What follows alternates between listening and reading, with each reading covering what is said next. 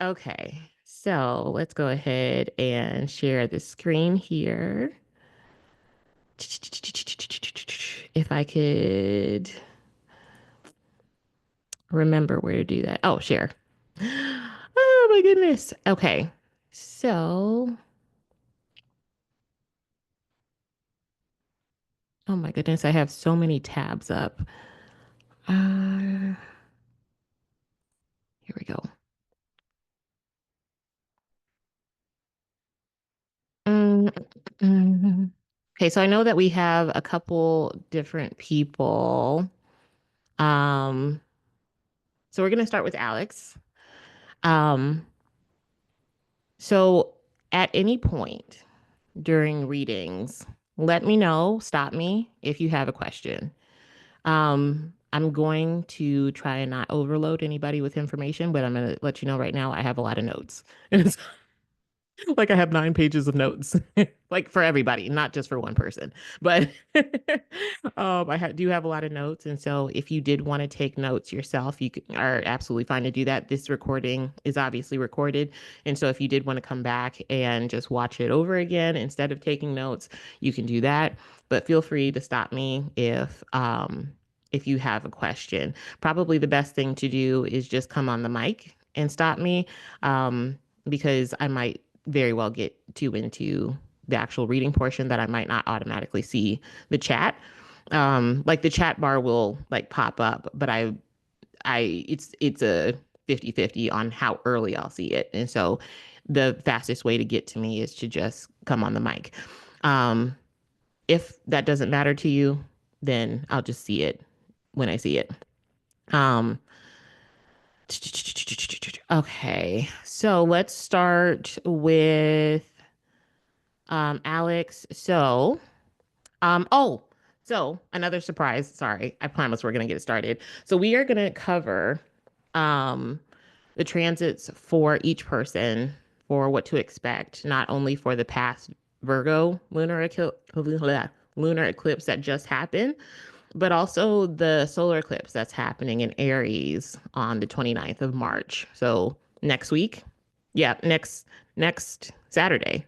So we're going to cover that too. So you'll have a good amount of information to kind of um, to look forward to, not just to like what you've already experienced. Even though the lunar eclipse has already happened, it's still kind of playing out because eclipses take at least 6 months to play out. So okay, Alex. So Alex is a Virgo rising, um, Sun in Sag, of course, and then Moon in Pisces. So when we're looking at the Virgo eclipse, first thing is obviously she's a Virgo rising, so this lunar eclipse is going to be in her first house. Mercury is the ruler of this eclipse, and so that eclipse that we just had, Mercury was direct in Aries. So it would have been in her eighth house, which is all about transformation, shared resources, debts. Um, and then we have a question.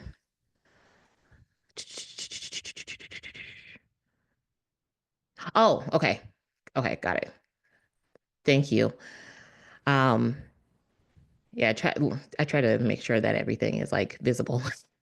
Okay, so yeah, so the ruler of the eclipse is going to be in her eighth house. So it'd be a big theme of this eclipse for her would be some sort of transformation, having to do with her identity, whether it be physical. It's more likely emotional. The eighth house is a water house, even though Aries is sitting there for her own personal chart. The eighth house has to do with a lot of like emotional stuff. It has to do with like our fears. It has to do with feeling overwhelmed. It does have to do with, I mean, like kind of like the ninth house has to do with that too. But the eighth house is more of like that fear or like feeling a bit triggered.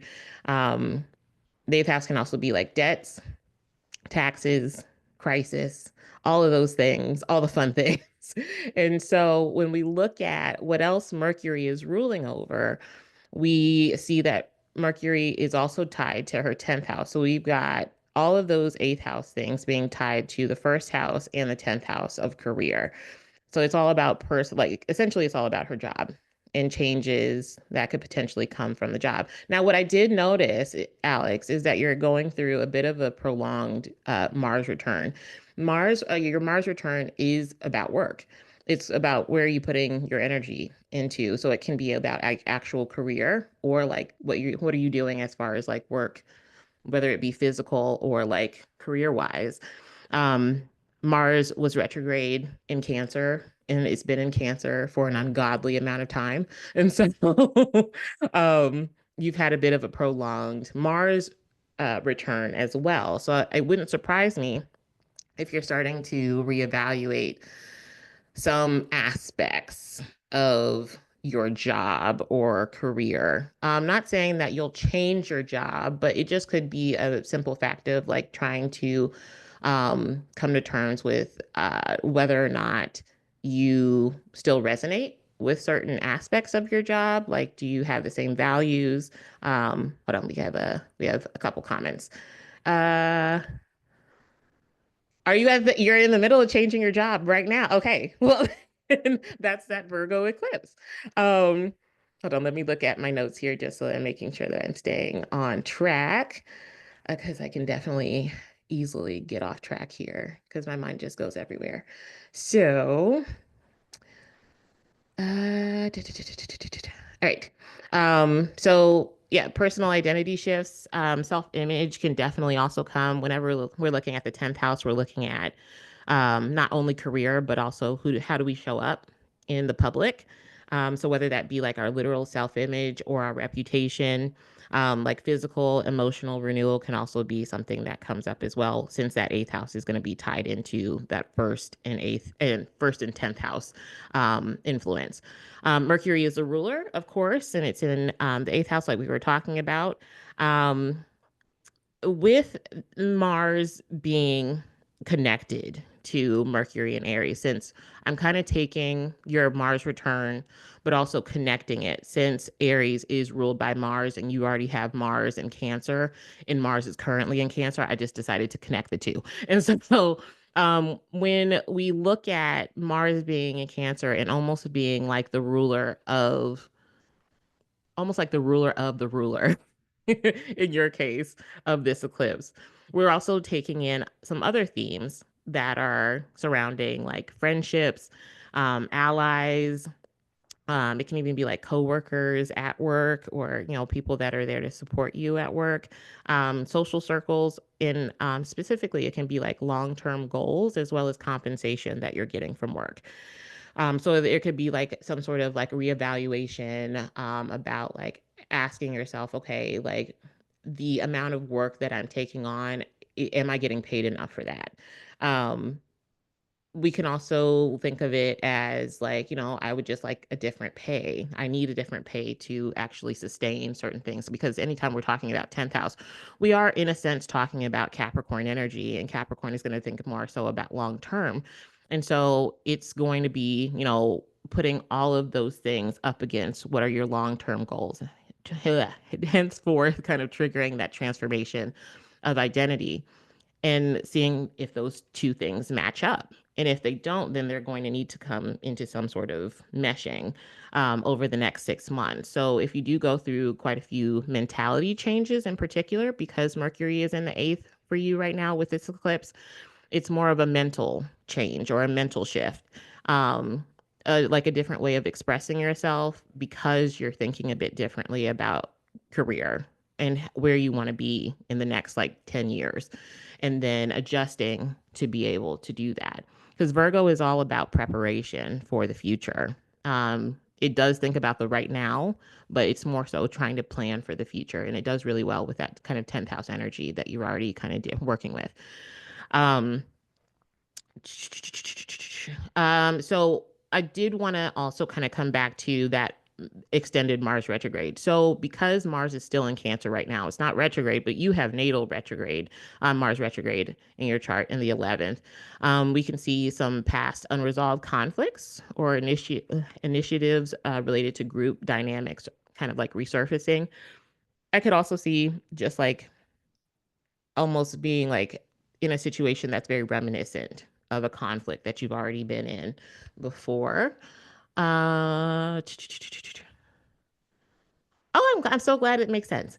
Um, and then another thing I did want to point out while we're talking about Mars as well, for this eclipse, for the lunar eclipse, Venus retrograde was actually like conjunct um, Mercury in Aries. And so that adds another layer onto things. And so we're looking at reevaluating how you communicate in relationships with other people. Now, you might have some conflict with trying to kind of handle your own stuff. Um, and having kind of your own autonomy versus collaborating with other people. Um, it's possible to find balance, absolutely, but I'm just letting you know that could be like a little bit of friction there, like especially if people are asking you for a lot. Um, it'd be like, it could be like, I feel like I don't have enough time to do the things that I need to do to get to where I want to be. So that can be like revisiting past conversations or unresolved issues, like with friends, colleagues. I don't know if you have siblings, but if you have siblings, it could even like go to siblings as well. That same kind of like friction can come up with siblings too.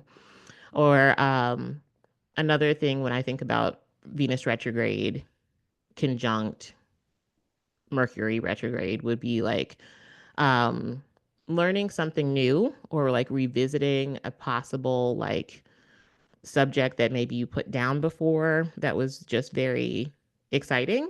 Um, Especially with Venus and Mercury in retrograde, it can, or not Venus and Mercury, Venus being retrograde conjunct Mercury in Aries, it can be like, oh, I remember if that I used to like, for example, I used to write poetry. I want to get back into that.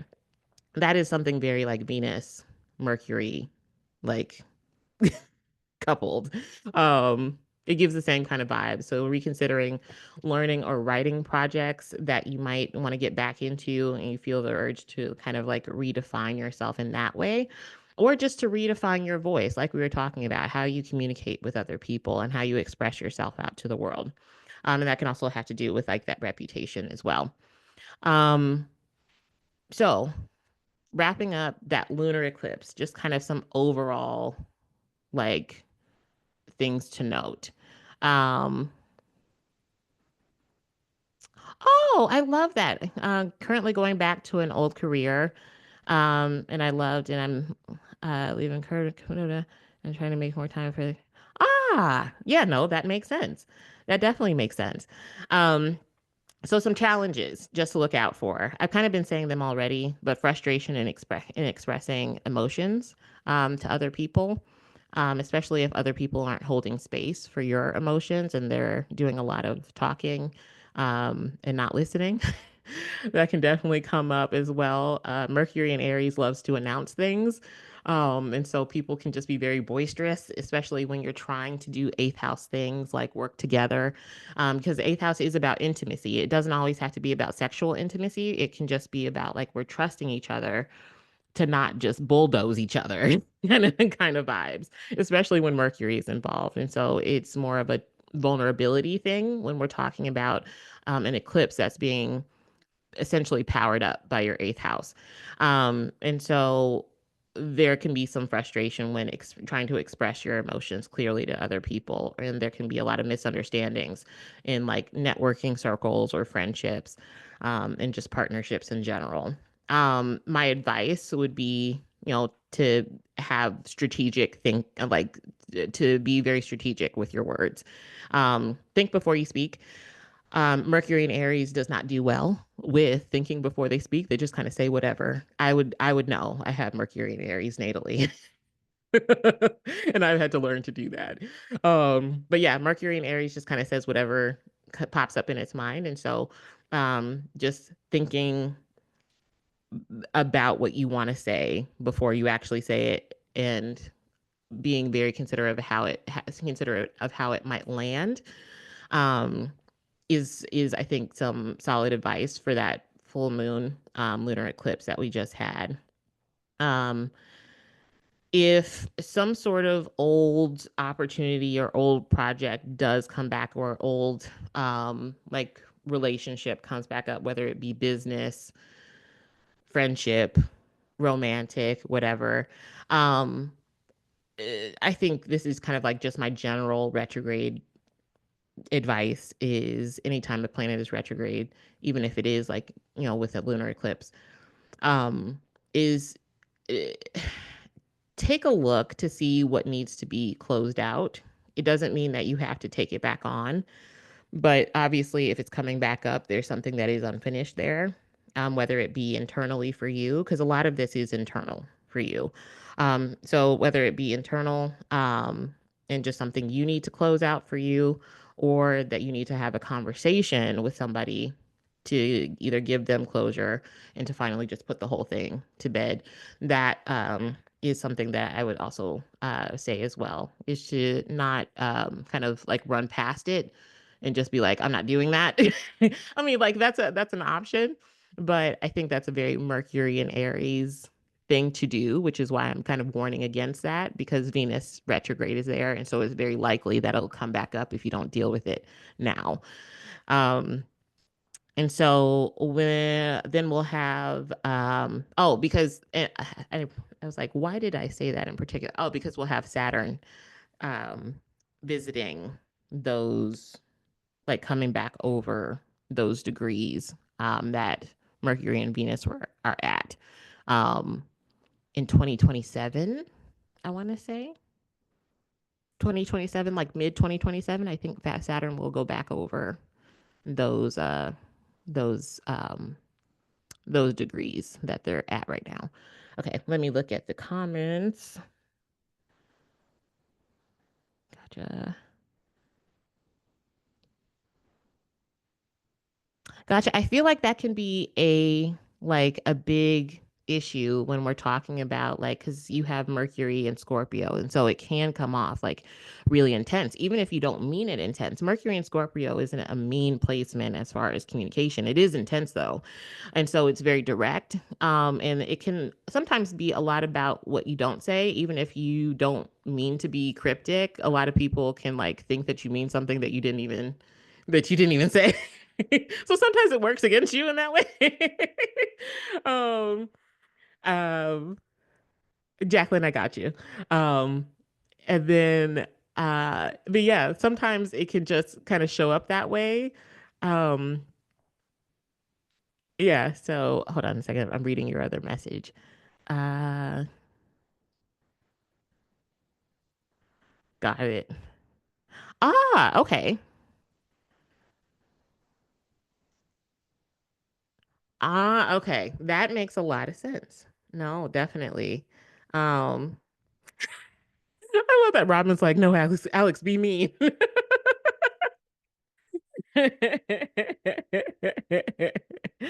Oh my goodness. But yeah, so um let's see. So like some overall highs.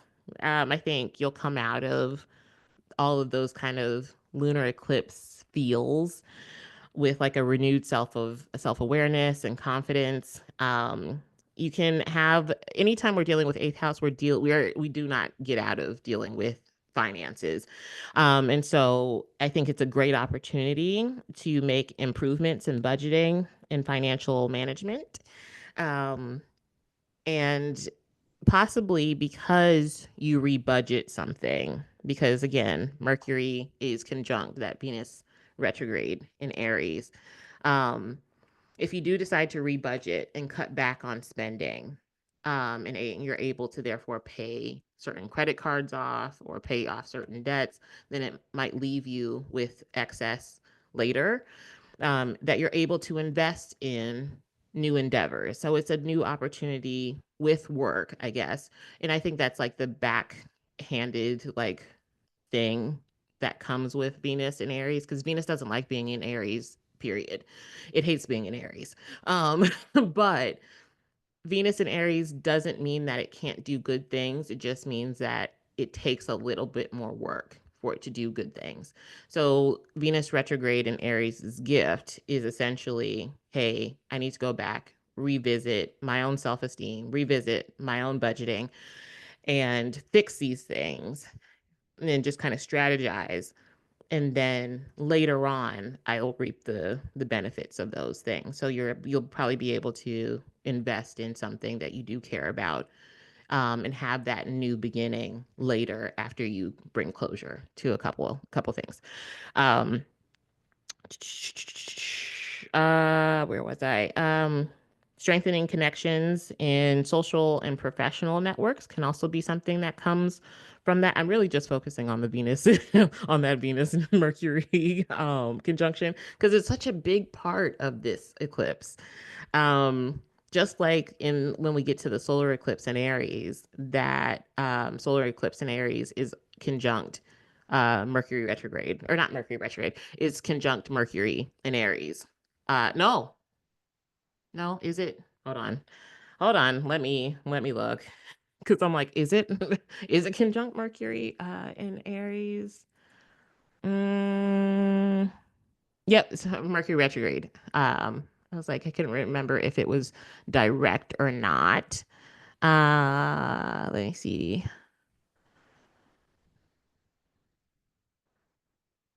Ooh, okay.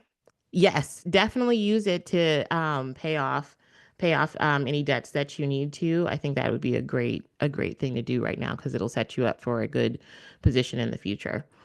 Okay, so kind of getting back on track here. So yeah, then some um overall, I guess, like challenges and problem solving is letting go of outdated self perceptions. Anytime we're dealing with an eclipse, a lunar eclipse in particular, we're talking about the South Node. And the South Node is what we want less of, as well as what we're letting go of, what we no longer need. And so and the moon is habits. Other than our emotion, the moon stands for our habits. And so when we put that together, it can be like letting go of certain habits, or letting go of certain beliefs that are just kind of outdated, that we don't need anymore, that aren't useful, that aren't helpful. Um, and then dealing with potential conflicts in group settings, or like with friendships and partnerships and things like that. And as well as asserting yourself in communication. If you Because I know with Virgo risings, a lot of times they can have a hard time telling people no. Virgo and Libra risings, to be fair, both have that issue. I've noticed. um, but yeah, there can be this want to not say no to people. But I think with this eclipse, it's a really good opportunity to learn to say no to people, or at least to assert yourself. Um, uh, don't worry about if you're coming off mean or not. Like, I think as long as you are being strategic about your words, it's fine. Because there's always an opportunity, I think, because I think this eclipse will show you, especially that eclipse in Libra, not Libra, the full moon eclipse in Libra, that'll come after the solar eclipse. I think that will show you who's really there to support you and who isn't, because the people that are there to support you, they'll see your assertiveness for what it is and not take it personal. And they'll accept that. And so I wouldn't worry about coming off mean. Just make sure that you are being mindful of your words, but saying exactly what you mean in a very Aries, direct way. We're harnessing Mars energy, especially since you have that Mars in Cancer. I know you don't like to say no to people. That's also the thing that I like rag on. Like, that's my favorite placement to like rag on is that Mars and Cancer people, they hate telling people no, but they also hate telling people they're mad at them.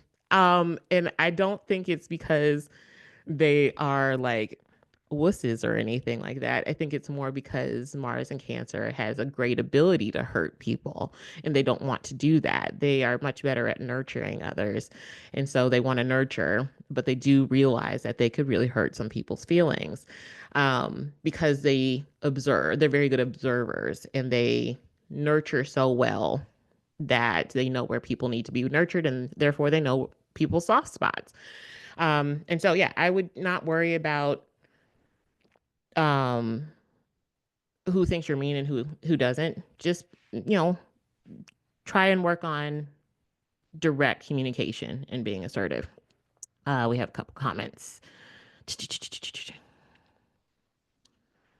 Yeah, of course. Yeah. No, I love that. I think it's so funny. I've met a couple people with Mars and Cancer, and I'm like, whenever they are mad and I can tell, and I'm like, are you mad at me? They're like, no. And I was like, yes, you are.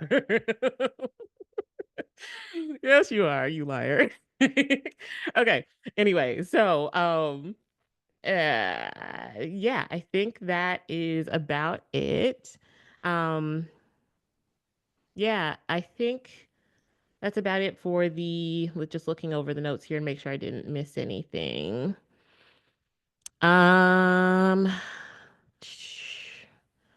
if you need to seek out any sort of like mentorship or guidance, I don't know if you have like anybody that would take that role or anything like that, or just a friend, a supportive friend, that already kind of embodies that very direct kind of energy, like almost like a Queen of Swords kind of figure. Yeah, do that. Like learn with them or learn from them. I think that could also be something because again, we're getting into that eighth house energy where it's like shared resources. So it can very much be learning to kind of share personality traits almost. Um, but that is everything for the lunar eclipse. We're going to move on to the Aries eclipse for you, and then that'll be it for you, Alex.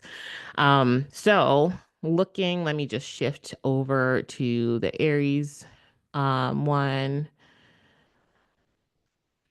Yes, absolutely, Robin. Okay, let me just shift over to the um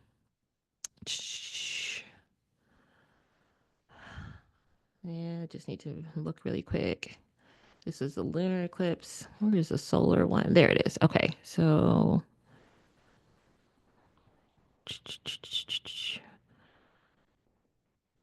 okay, so let's go back to your chart here. Okay, so this solar eclipse in Aries is also in your eighth house. So we're seeing a lot of the same themes. Um, we have the ruler being Mars in Cancer. So a lot of the same themes are being reiterated. So I guess the lovely part of all of this is that if you don't get it in the first 6 months, the solar eclipse is giving you the opportunity to get it in the next 6 months. So you've got a whole year of practicing. So, but you can see a lot of big themes as far as like major transformations and shared resources, relationships with people, and just kind of a lot of psychological growth. If you find yourself like being a bit more reflective and a little like I guess reclusive, being a bit more private, that's normal. I think Aries is the self. The eighth house is where we kind of go to hide or not hide. I would say maybe that's a bad like verbiage, but like it's kind of where we like go to do our own thing, to just kind of like reflect. Think of the eighth house as almost like a coffin, kind of a coffin that you want to be in. It's or like a cocoon. I think that's like less like scary sounding. I don't know. But it's like that cocoon that we go in where we go to kind of morph into something new. And you can't do that if you're out, you know, doing all the things with all the people all the time. And so if you do take time to just kind of be by yourself, I wouldn't feel bad about it. So Mars is going to be the ruler of the eclipse in Cancer in your 11th house, and it suggests changes in long-term goals as well as alliances and who's supporting you. The eclipse is opposing your natal Jupiter in Libra in your second house, highlighting financial balance and values. So I told you we'd have themes that come back up. And that is going to definitely be one of them. As well as like that is also going to touch on like your beliefs surrounding relationships, as well as like values that your relationships hold. Like, do you and like whoever you're partnering with, whether it be romantic, friendship, or business, do you guys have the same values? Um, especially when it comes to like where you're making money, and like how those relationships make you feel about yourself in particular. Because the second house is where like the second house is our stuff, where the eighth house is like other people's stuff. The second house is our stuff, and as well as like our values, our income, our self-esteem. And so when we're talking about Jupiter and Libra, it can be about like, how do my relationships make me view myself? And so again, we're seeing some of those themes talk about like the conflict between just kind of wanting to do your own thing versus relationships and how they affect you. Um, because I could very much see it as being like, well, this is how I see myself, but my partner or my friend sees me completely differently. So which one is it? Like it can be both. You can find something in the middle, but the question is, what does that mean for you? Um, and then let's see. Um, so we talked about financial balance and self-esteem. It's trine your sun in Sagittarius in the fourth, um, which does bring up some themes of like home or like the past or like family related stuff, or it can just be like like where do you go for privacy? Because the fourth house, like as far as timing in a chart, is going to be midnight. Where are we usually at midnight on a weekday? I know I definitely like for myself, definitely I'm at home asleep at midnight every night. But um usually most people are in the house around midnight, and so it's where we go to kind of be alone. It's behind closed doors. And so with that, it can bring up a lot of like domestic kind of themes. So I'm wondering if there is like possibly some sort of new change that's going on, like if you want to move, or if you're welcoming some sort of new um or if you're going to get some sort of like announcement about somebody in your family like welcoming a new baby, because Aries can be children, um as well, since it's the first sign, and so it's going to be like literally the first stage of life. And so sorry, I'm just reading the comments. These are, you guys are funny. um And then, so yeah, that could definitely be something that comes up. Some highs, and opportunities I think you can look forward to are like a powerful opportunity to clear emotional and financial things out, as well as a chance to deepen intimate relationships as well as business relationships, as well as like, finding support in family life or, in your home life, finding more security in those places. It can even be about working from home. I could see that as well. Um, or working in a house, like, because you said that you were thinking about um, going back to working as a nanny. And that would definitely be something that I could see because you're working with children. Um, and so therefore the security is coming from a more nurturing fourth housey kind of like career space. And so it's not the typical career space is like what I'm trying to get at. Some challenges I could see are potential financial instability or a need to reassess monetary decisions, but we kind of already talked about that when we were talking about the lunar eclipse in Virgo. And so you'll have these kinds of energies going at the same time.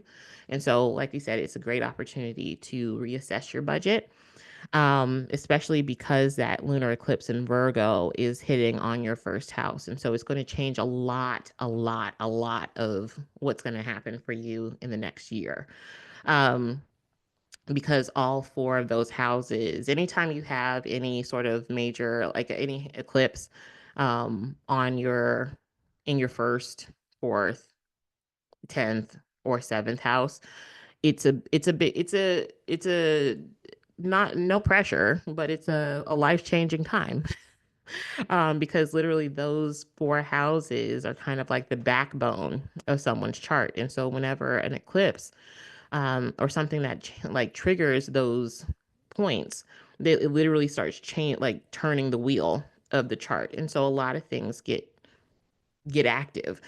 Um, so yeah, we can also see like some emotional intensity and vulnerability in close relationships, and that doesn't have to be a challenge. I think, emotional vulnerability can be hard, sure. Um, but I think with the right people, like we were talking about, the people that really support you, it will be less of a challenge. But it's like it's a work in progress, I think, for all of us. Navigating power dynamics in group and social settings is also another one. So some things I advise are prioritizing emotional and financial security by setting firm boundaries for yourself as well as for other people. So if you don't have the money for certain things, it's okay to tell people, hey, I can't go out to party tonight. Mm, And mm, sorry, I just got a my microphone is being so weird right now. This Mercury retrograde. Can everybody still hear me? Because I just got a message on my screen saying that my microphone changed source. Uh, okay. All right. Just wanted to make sure. Um, Thank you.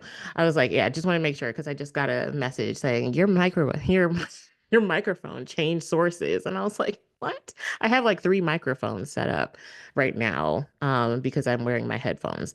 But anyway, so yeah, and then leveraging kind of like your network for financial or career support. So what do I mean by that? I mean essentially just kind of like balancing it out.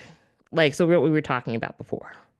Um, the people that are going to be there to support you and the people that understand will make essentially they'll make space for you. So if they want to be there for you, if they want to include you, then those people are going to be supportive of what you're trying to do financially.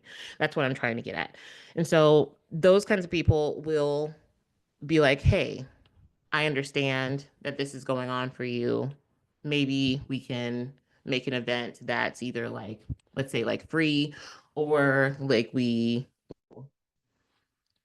I don't know. I'm really bad at, I'm like blanking on examples right now.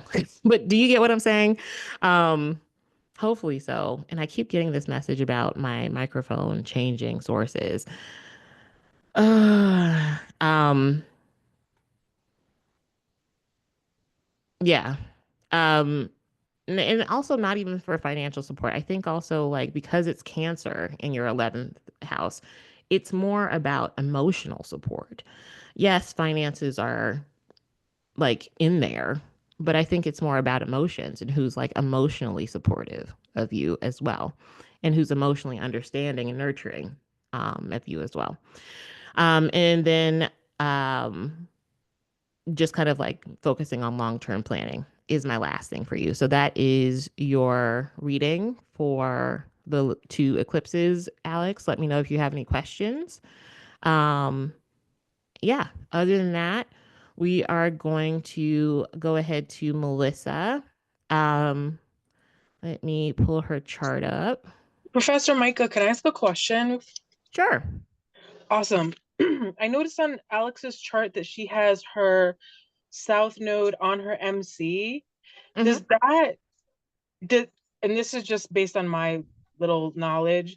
The way I think or thought of South Node is that like can mean your past life Hmm. or stuff you've already sort of mastered.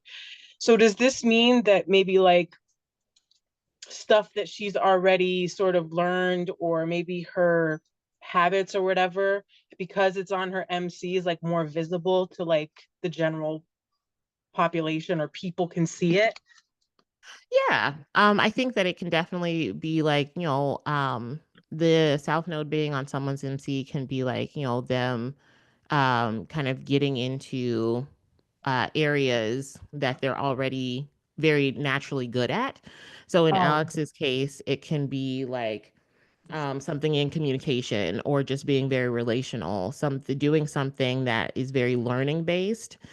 because Gemini is what you learn, and it's like collecting a lot of different information from different sources. Um, Gemini can also be two of something. So Mars will eventually go into Gemini, and I always like find this so funny is that whenever Mars goes into Gemini, you'll notice a lot of people start getting multiple jobs, depending on where it's landing in their chart. Because obviously Mars in Gemini isn't going to land in work houses for everybody, but you'll start noticing a lot of people getting side hustles during Mars and Mars and Gemini. We won't see Mars and Gemini again, I think, until at least like the end of the year, if I'm not mistaken. But yeah, it can definitely be like with someone's South Node on their uh sorry, I'm gonna let you guys know. My heater is about to turn on. Um, I can turn it off if it gets too loud, but it does rattle. So if you hear something in the background, that's what that is. It's just obnoxious. Anyway, so the South Node also on the MC can be like a boss that might you might have like known in a past life.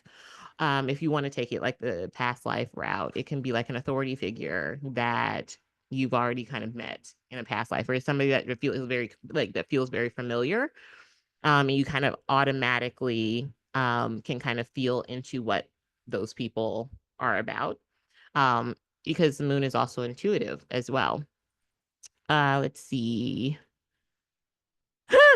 I try. I try.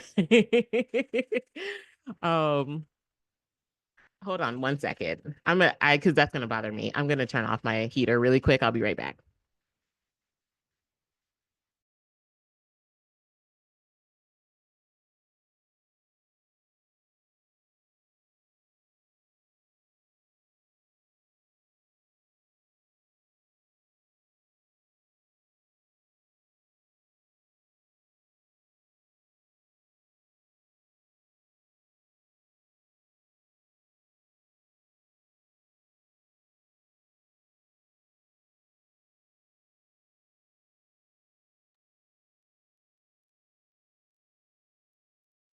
Okay. So my heater should be turning off in just a second here. It just takes some time. Did anybody else have any questions before we move on to Melissa?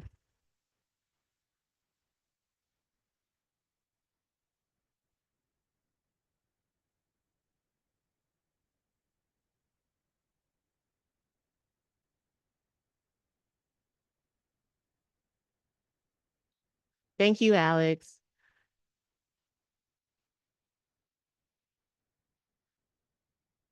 All right. So you're very welcome.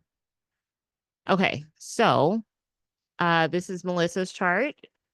I just want to double check that I have all the information correct. January 17th, 1979, in New London. I'm blanking out. CT is Connecticut. There we go. Do I have everything correct, Melissa? Yep, you got it. Okay. I was like, what is CT? I was like, it's not Colorado. There we go. She's an Aquarius rising, sun in Capricorn and moon in Virgo. So, this Virgo lunar eclipse is going to be in her eighth house. So we've got some similar things going on, almost to Alex. So those are that same kind of like eighth house kind of themes are going to come up as well. So when we look at a lunar eclipse in the eighth house, number one, Virgo is a mutable sign, and so it's already about change of some sort happening. And so Mercury is the ruler of this eclipse in particular. And so that is landing in Melissa's third house. So it can be like changing her mind about finances or reevaluating like a thought process surrounding shared resources. Um, she also has her moon as well as Saturn in the eighth house as well as her north node too. Um, so let's kind of get into that. Um, so we can definitely see, I think the biggest one is like some big shifts like surrounding financial um, situations, um, in particular, like regarding debt. And like I said, shared resources as well as like eighth house can be investments too. Um, I think sometimes I like focus on debts so much with the eighth house because it's like taxes are there too. The eighth house just does not sound like the like funnest house, but I mean, I do want to also stress that the eighth house is where investments come from that can make you money, as like a positive. So Mercury is the ruler of the eclipse, and that is going to be in her, and it links to her third house of transformation and communication, as well as just kind of like learning new subjects and thought processes. The third house is kind of like the junk drawer of the chart, if I'm being completely honest. Like everything, a little bit of everything dwells there. Like, um, but those are just kind of like a few of the things that you can find being linked to the third house. Um, so Mercury is actually going to be the ruler of both her eighth and fifth house, which does suggest like some sort of like um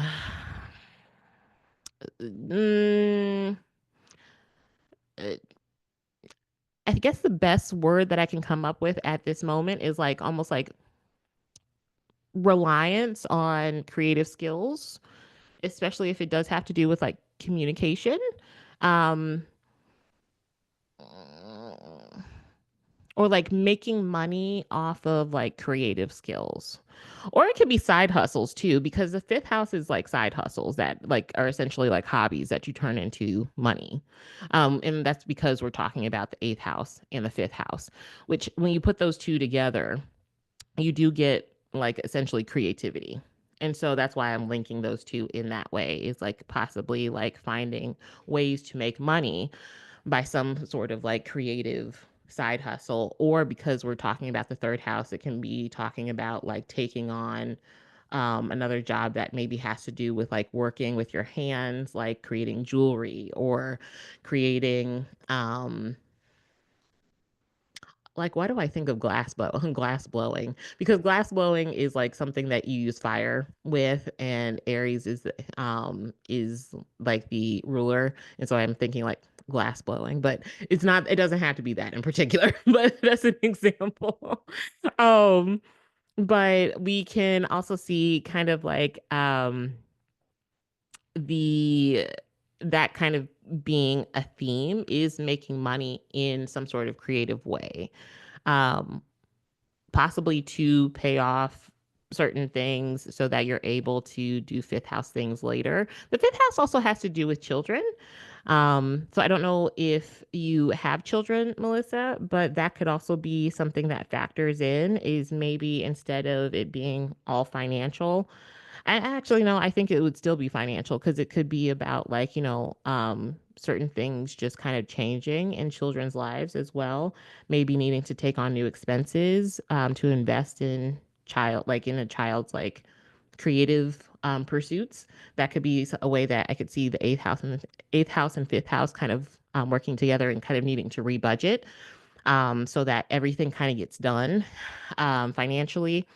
Because Virgo is still going to be about like your everyday schedule, the everyday mundane kind of things that need to get done around the house, or just kind of like errands that need to be run. But Virgo is also just very creative. It's attention to detail. Um, I don't know why I think of ballet. Maybe it's because of like the pointed toes. It seems like very like Mercury like to me. um, but we can see that the natal Saturn and Moon, as well as her vertex in Virgo, can indicate some sort of like karmic or fated like action or situation that happens related to financial responsibilities. And it could even be like what I was saying with Alex. The eighth house is a lot of the times emotional. So even if it isn't financial, which a lot of times finances and emotions are tied together, if I'm being completely honest, like especially right now.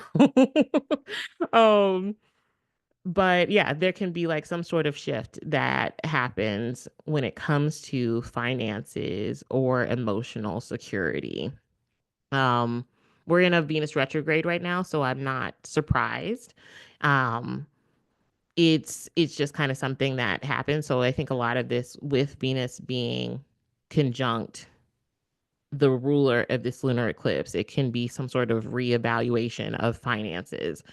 And that almost like causing some sort of reevaluation of how you feel emotionally, like within yourself. Like, because a lot of the times, if we're not feeling very secure financially, then sometimes for some people, that can shake us, like self, like self-esteem wise, because we feel like we're not able to do as much as like that we want to do. Um, Kind of moving on from that, the North Node, we'll come back to it, but I do want to make sure I cover everything here.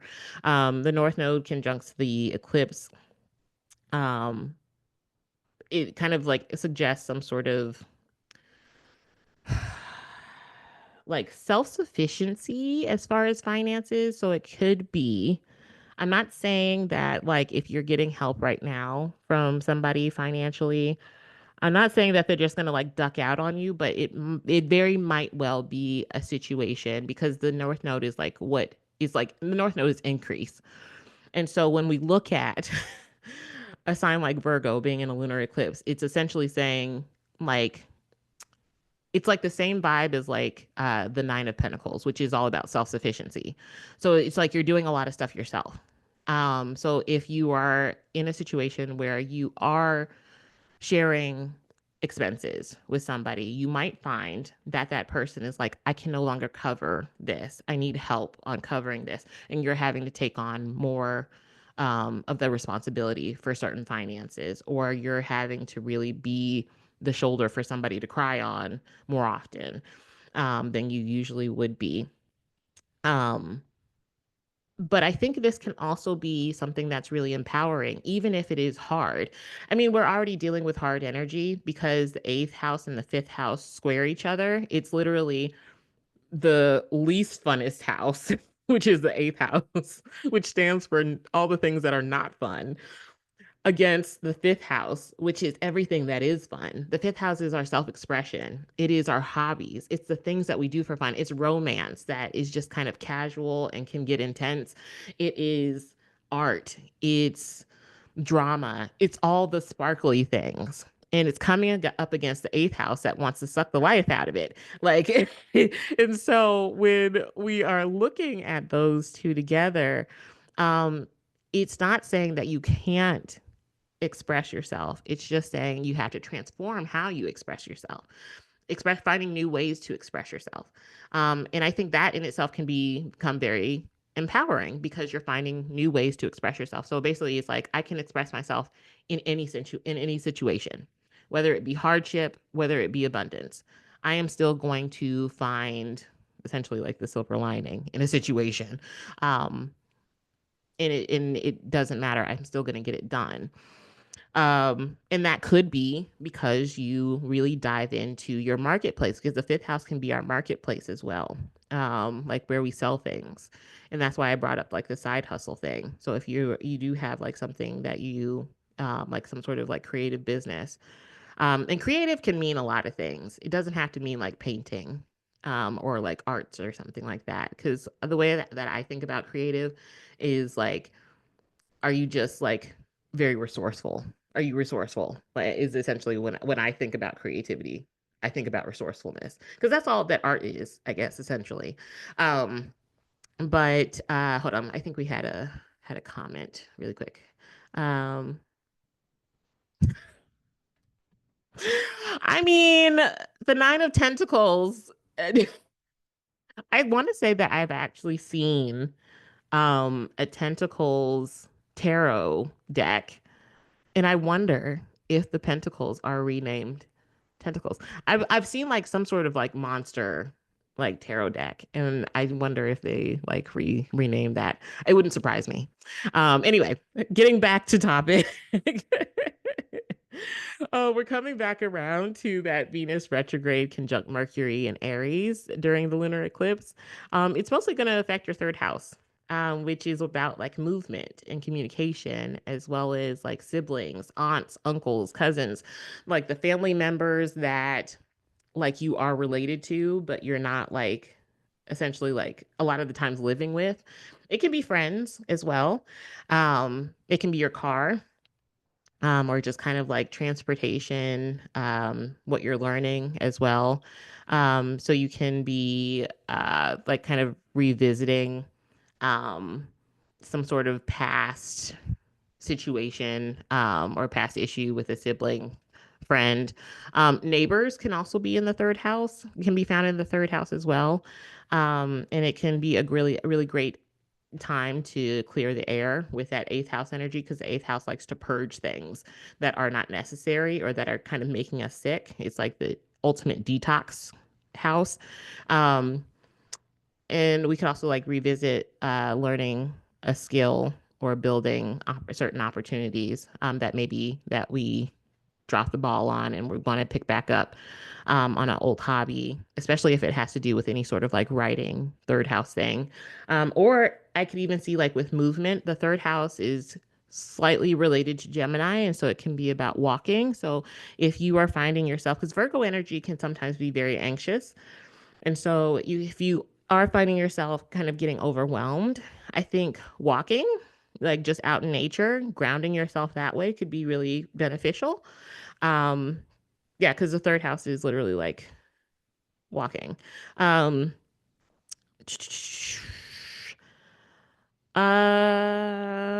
what did I want to say next? Hold on, let me look at the notes here.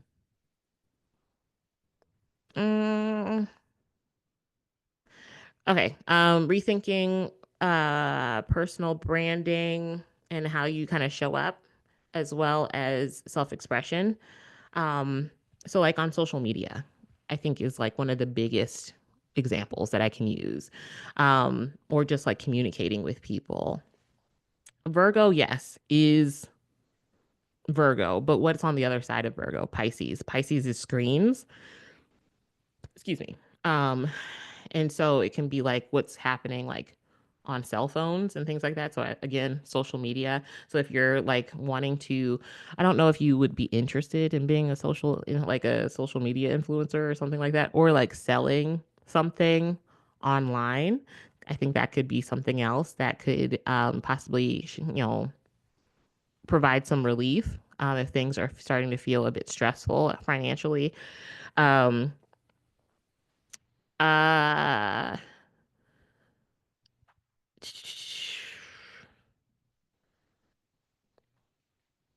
yeah, I think that's like something that I think that could be helpful. Um, I'm going to also say the same thing that I said with Alex. When communicating with people, whether it be online or not, make sure that you're just being very aware of your words. Um, because of that Venus retrograde, Mercury conjunction, that's happening in the eighth house. Anytime the eighth house is involved, we're having to transform something. So it's literally having to like tweak your words, when it's coming to like relating to other people, especially if we're talking about money being involved. So just being very careful with your words. We have a comment. Hold on. Mm. Ah, okay. Yeah. No, so you might be finding that you are getting into that a little bit more. Um or having to, yeah, lean into that a little bit more than you have been. Definitely let me know how that goes. If you don't mind me asking, what do you sell? Let me know. So some challenges, you may feel like you're not able to get your point across to a lot of people. And if that's that Venus retrograde Mercury stuff, um, you can second guess a lot of your decisions. And I think you'll feel that the most when we start to see Mercury conjunct Neptune going into April. So next week, because Mercury will come into Aries again, because right now it's like about to jump into Pisces. Um, but when it goes direct, it'll jump back into Aries, but by that time, Neptune will already be in Aries. So Mercury, the planet of communication, will have to cross Neptune. And so it can be a lot of like your messages not going through. So there can be some miscommunication or literally like lost correspondences with people, whether it be like you lost documents or like you were just misunderstood. Be very careful about dropping your phone in water, and like water and gadgets also like being a thing, because I could see like with the third house and the eighth house being involved with that eclipse, it could be like having to buy a new phone, and therefore your marketplace is kind of put on hold, and that causing some stress because your phone got destroyed by water. Because the third house can also be um,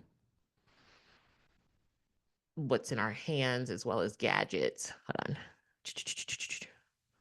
Oh, you make soaps and oils. Ooh, lovely.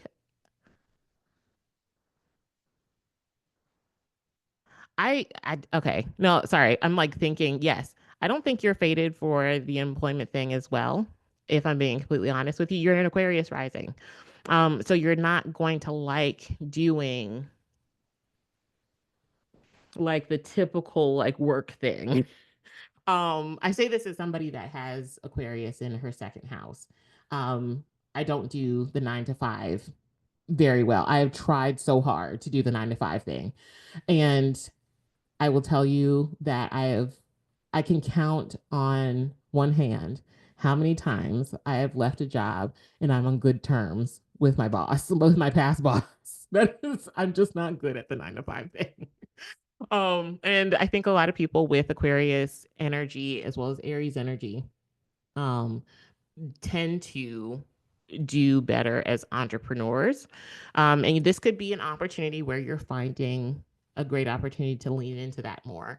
I'm not trying to, I mean, like, I guess, like, knock on wood. A lot of people are losing their jobs right now because Venus is retrograde, and this country is doing interesting things. And so, yeah, it could be a time where you're having to lean into your creative money making ability a bit more. Um, okay, where were we? Um,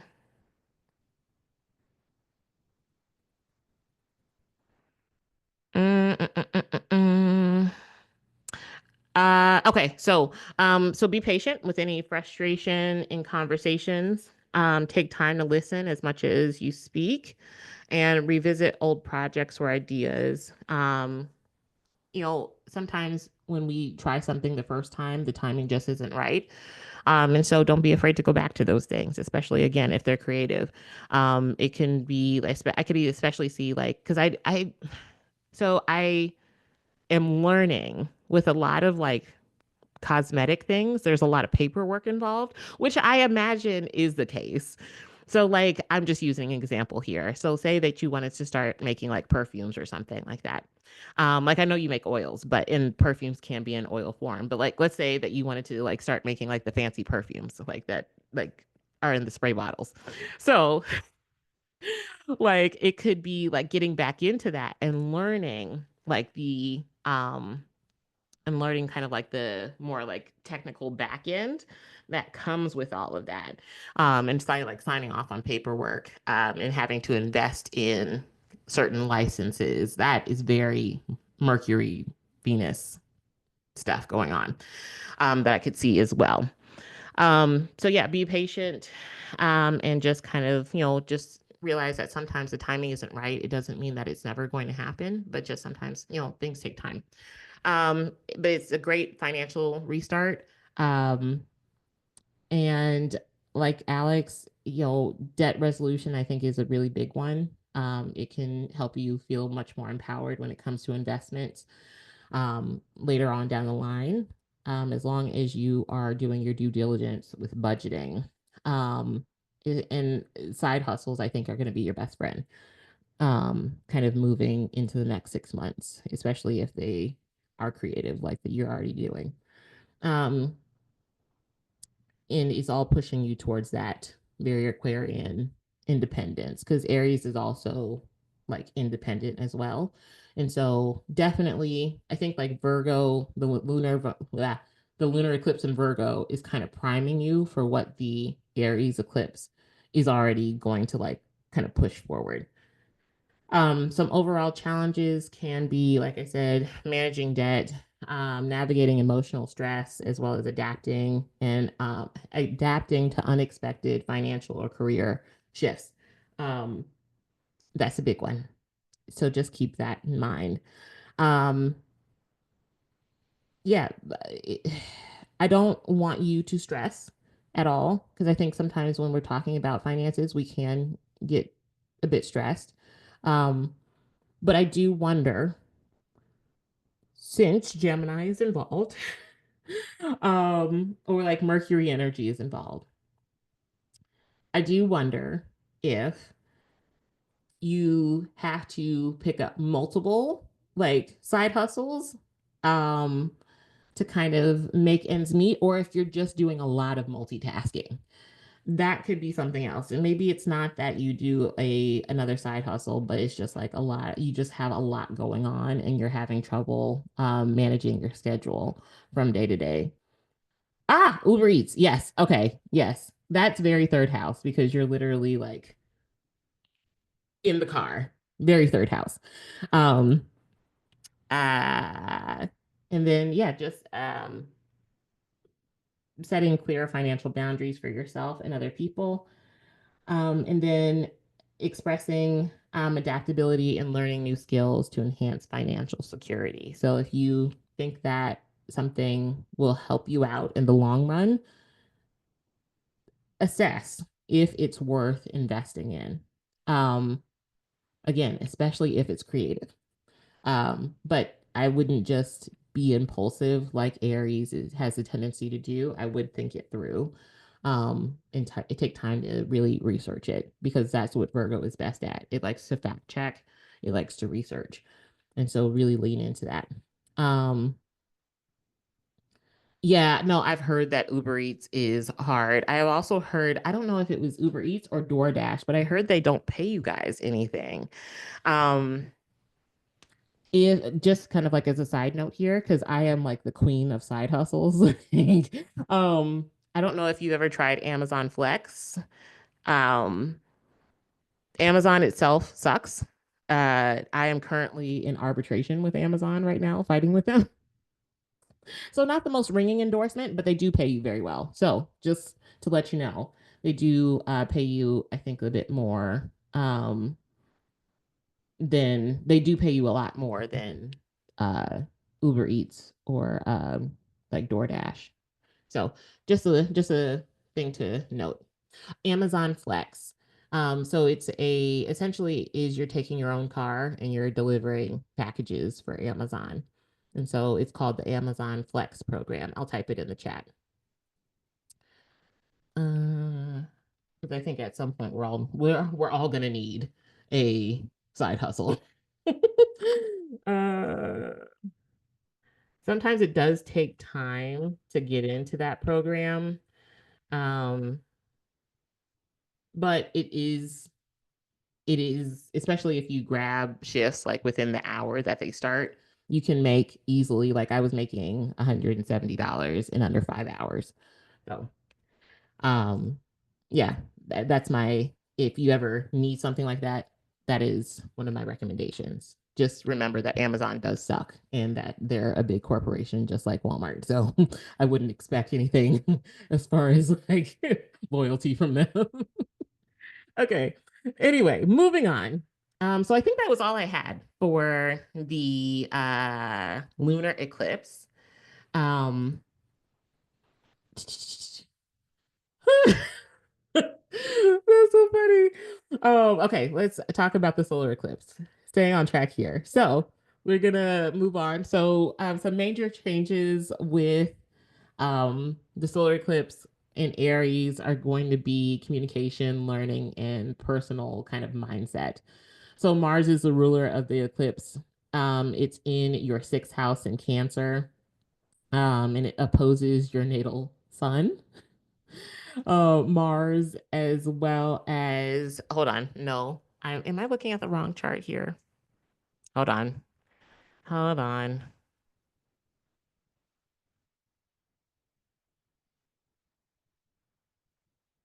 No, okay, never mind. Jesus Christ. Uh,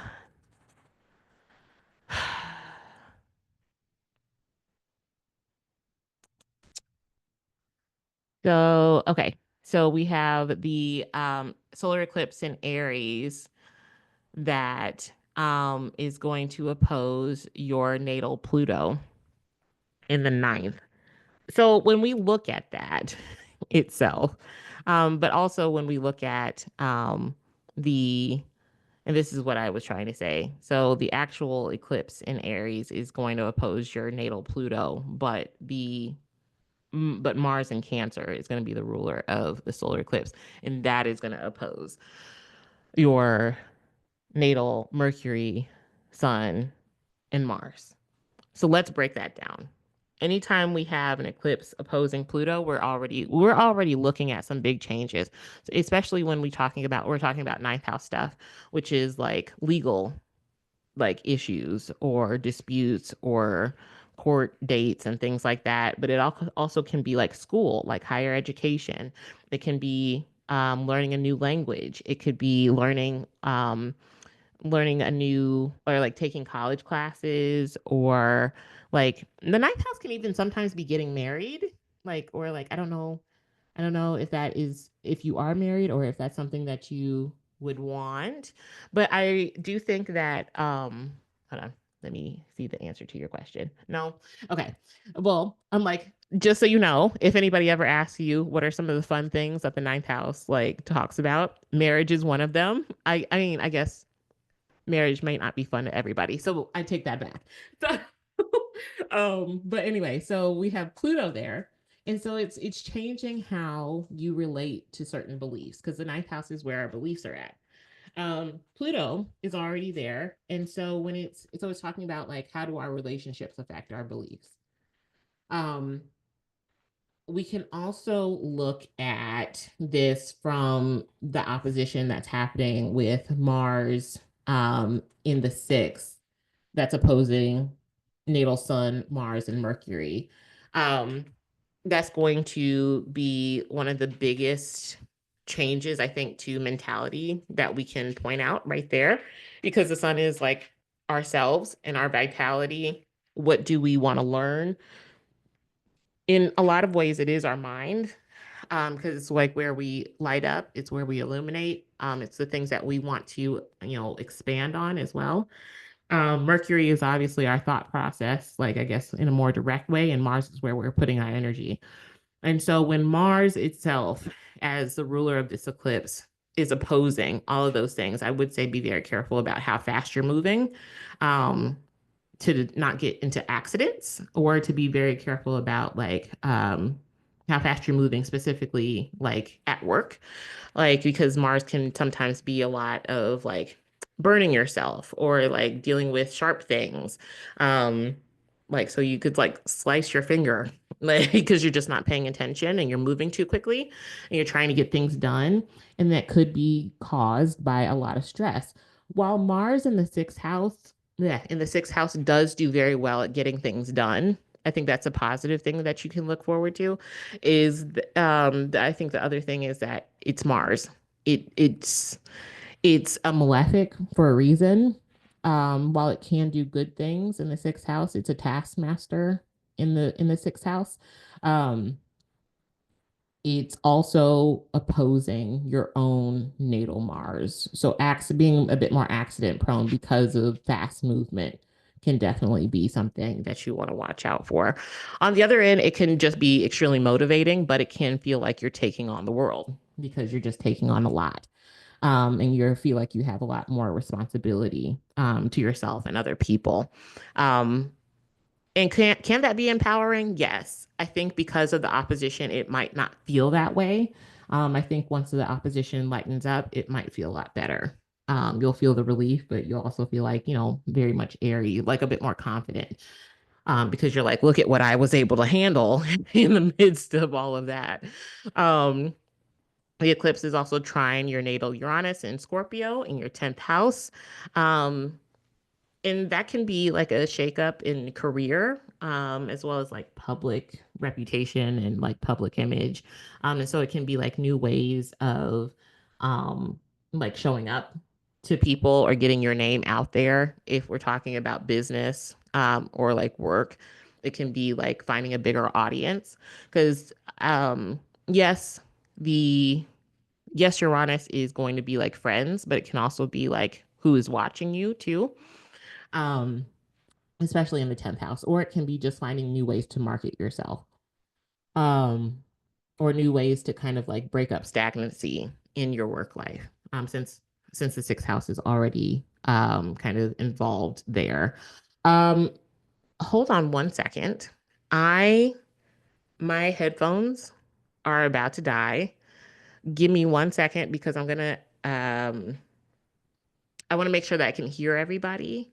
Or actually, if my headphones die, I will let you know. Actually, I'm just going to turn them off and just chat me in the. I'll just make sure I'm watching the chat because my headphones are about to die, so I won't be able to hear anybody. But I will look at the chat and hopefully that'll work. If we run into an issue, then I'll just get on with my phone and I'll be able to hear people. Um, but so now that I turned those off, can everybody still hear me? Give me a thumbs up. No. Okay, cool, cool, cool. All right. Okay. So, um, yeah, so we are looking at sparking some sort of like new innovation in career and public life. So, shaking things up, essentially getting out of your comfort zone when it comes to career. You want new things, you're going to have to do a little bit something different. Um, you have a square to your natal Pluto in Libra in the ninth, indicating like some sort of potential tension regarding higher learning, as well as travel or beliefs, because all of those are ninth house things. Um, so some opportunities I think that you can look forward to with with the solar return, or not solar return, solar eclipse in Aries. Our new beginnings in communication, learning, and networking, career innovation and breakthroughs, especially if you embrace unconventional approaches to those things. Like I said, you want something new, you got to do something new. So breaking out of your comfort zone, big risk, big reward. Like I will say, though, you still have that lunar eclipse in Virgo energy lingering. So while I do think, yes, you should take certain risks, I think you should research those risks before you take them to just make sure you're not throwing money away, or not throwing time away. I think that's the more important one, especially since you have Mars oppositions going on. Sometimes we can waste energy. Um, and especially when the 12th and the 6th house involved, because the 12th house can be our mental health, where our 6th house can be like our physical health. And so sometimes we can just feel so stressed out, and time and money being wasted is only going to add to that. And so just making sure that you research those risks, I think, will be key. um like any kind of like shaking up or like making shifts in work routines um can bring kind of like, or changing up like your work routine, or like how many hours a day you work, or how much time you're taking to yourself, and or maybe like taking some time out to um, to do self care, I think can help a lot actually with efficiency when it comes to work, as well as just kind of feeling a bit more satisfied and less burnt out. Because anytime the 6th house is involved, we can sometimes feel really burnt out and just like we're getting everything done. But we're just not doing well as far as like being able to go for the long haul. Um, uh, yeah, other than that, just be flexible. Um, organize as best as possible. And I think we were talking about earlier just being very careful with your words when communicating with other people so that you don't have a lot of misunderstandings and power struggles because you'll see more of that, a lot of that going into April and May. And that's just everybody because we'll have a Mars Pluto opposition that's coming up when Mars enters back into Leo. And so, and that'll be in April, but we'll feel that quite a few times throughout this year. That same point will be triggered over and over. Kind of think to what was happening at the beginning of January as far as like Mars things and conflict and work. That is the same kind of vibe that you're gonna get as far as April. Um, so yeah, think about like the beginning of January, Mars conflict, aggression, what was happening around that time. Because that was the last time that Mars was in Leo. So yeah. Okay. Any questions, Melissa? Because that is your reading. So I just want to know if you have any questions before we move on to Robin.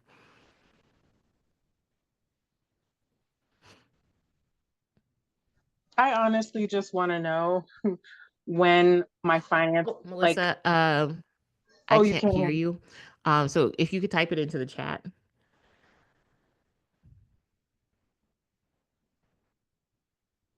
that's okay. I'm like, I knew I should have like, I feel like this is such a like a Mercury retrograde thing for me to not charge my headphones before I got on. Oh my goodness. But yeah, let me know if you have any questions. And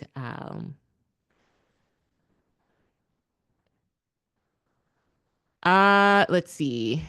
Finances be on track. Um, see. I think a good time.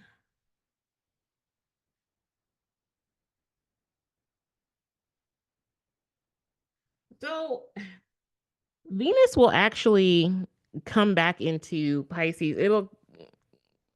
Will it conjunct your South Node? Because that could bring some sort of resource back to you. Well, let's think like a more secure placement, which would be honestly, if I'm being completely honest, it would be the summer because that's when Saturn leaves your second house. So as long as you're doing all your Saturn work and doing the budgeting and cutting out all the unnecessary stuff, paying off debts, not using credit cards, all those second house things.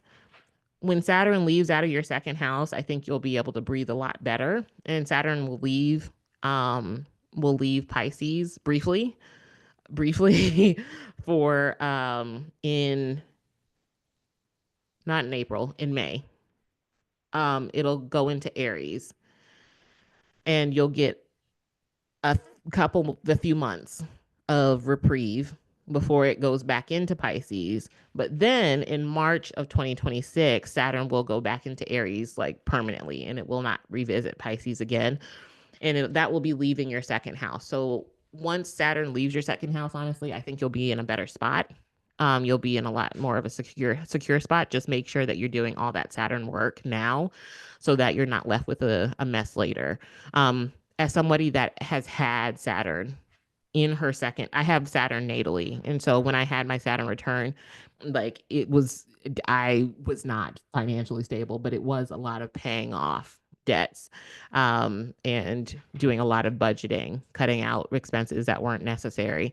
But I was in a much better space, like financially, um, once that someone Saturn left my second house, a much better space. Like, and so yeah, I would still say summer because May is like going into Gemini season. So yeah, summer. I count Gemini even though Gemini is spring. I count it as it's basically summer. But was that your only question?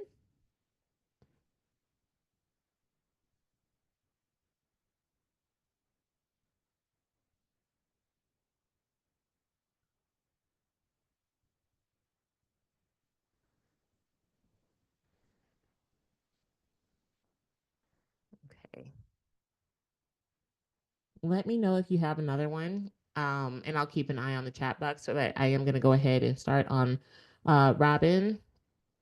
Uh,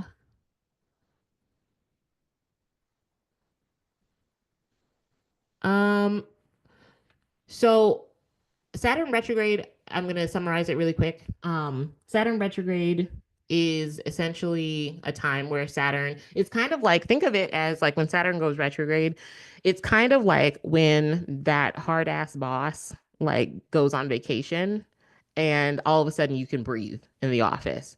But the question is, are you going to continue to still work at the same capacity? Because when the boss does come back, they're going to ask you, what did you do? And if you didn't, then you get fired.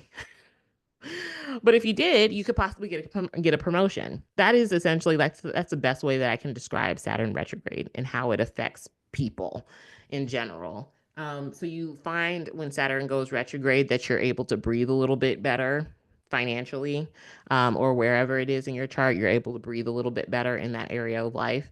But once it goes direct, it still expects you to have done the same amount of work, like, or else you'll feel it when it does go direct. And so I hope that answers your question.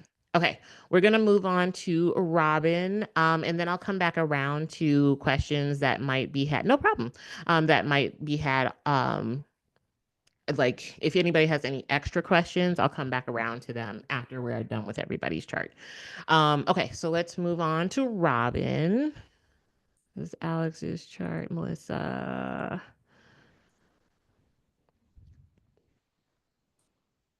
Robin. Okay. So Robin, uh not uh-oh. Oh, wrong Vancouver. My bad. I thought it was Canada. My bad. Okay, let's edit this. Do I have everything else correct though? Vancouver, Washington. Gotcha. Okay. I will change that. Thank you for letting me know. Vancouver, not British Columbia. Um, Washington.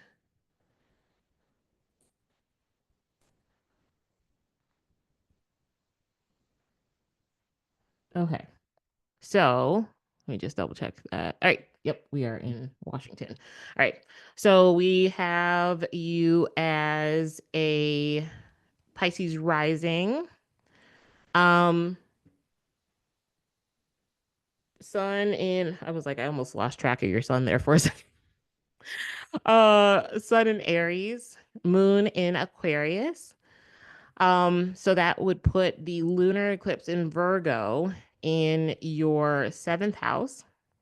So we're talking about relationships, and boundaries in particular with relationships, since we're talking about Aries energy being involved. Um, the ruler of this eclipse is going to be in your second house, which is like, where is all of your stuff?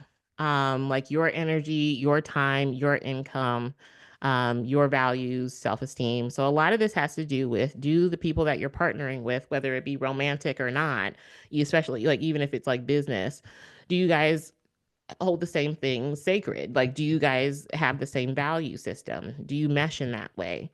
Do you feel supported by your relationships? Ah, gotcha. Gotcha.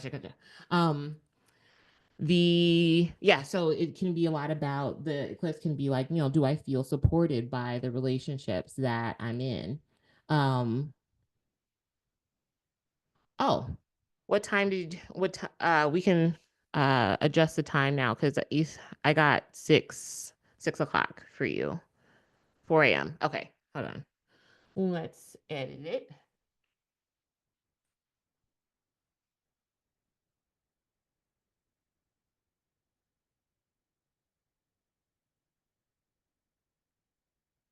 Okay. So, all right, so this changes some things. So then that would put the eclipse in your eighth house. Everybody's got eighth house stuff going on. Wow. We've got such an intense group today. So you already know the spiel. So we're talking about intimacy. We're talking about taxes. We're talking about debts, shared resources, other people's money. We're talking about transformation, some sort of change that's happening. When it comes to Mercury in Aries would now be shifted to your third house. And so it can be a change of mentality. It can be like a lot like what else was a Aquarius rising? Hold on. A lot like Melissa. Um, the yeah, a lot like Melissa. Let me get back to your chart. Um, yeah, it would be a change of mentality or some sort of changes surrounding what you're learning, as well. Um, Mercury being so close to your sun, it's not an exact conjunction, but Mercury in Aries being the ruler, being like 8 degrees away from your sun, is going to affect partnerships as well because the sun rules partnerships for you. Um, and so it can be about like changing social networks, whether it be like online or just kind of meeting new people. But I think I also stand on what I was saying before as well is how supported do we feel by the people around us? Or like how connected do we feel to like our neighborhood or our actual neighbors, siblings, friends, um, like aunts, uncles, cousins, those people. There can be the eighth house can be a bit uncomfortable, especially when we're talking about conversation. So there can be a need to really speak up for yourself and be very careful about how you're expressing those. I'm like, I guess like what we've been saying before. I hate to sound like a broken record, but um is essentially, yeah, doing those same things, being very careful with our words when you're talking about like certain subjects with those people, to kind of avoid conflicts getting out of hand. I'm not saying to not speak your mind. I think in fact you should, but remember the eighth house is going to be some sort of transformation, and then the third house is automatically becoming involved, um, because the third house is our communication. Um, Mercury is going to be connected to not only your eighth house, but it's also connected to your fifth house. And so this can have to do with also like like self-expression in general. But if you um, work with children, if you have children, it can be about communication with children as well. Um, mm, let's see.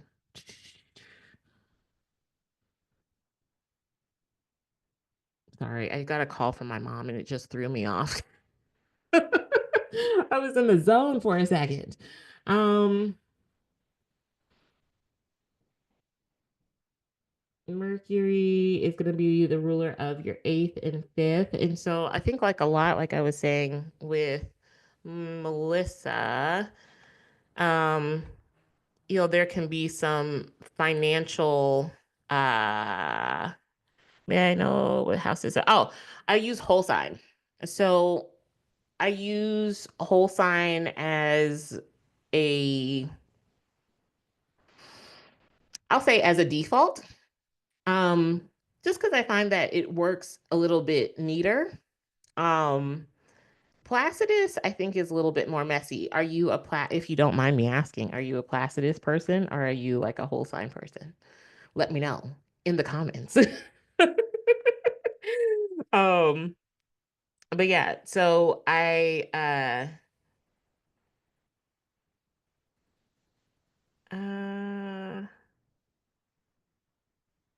sorry. My mom texted me. I'm like, usually she does not text me after she calls me. So I just wanted to make sure that was not some sort of emergency. Um, Gotcha. Yeah, no, I definitely say Um, you know what, Alex, um, Melissa would like to know if, because Melissa, I'm just asking Alex this because I'm not able to do that. I don't control the YouTube. Melissa, because and I wouldn't even know how to do that on YouTube, but I think it is possible.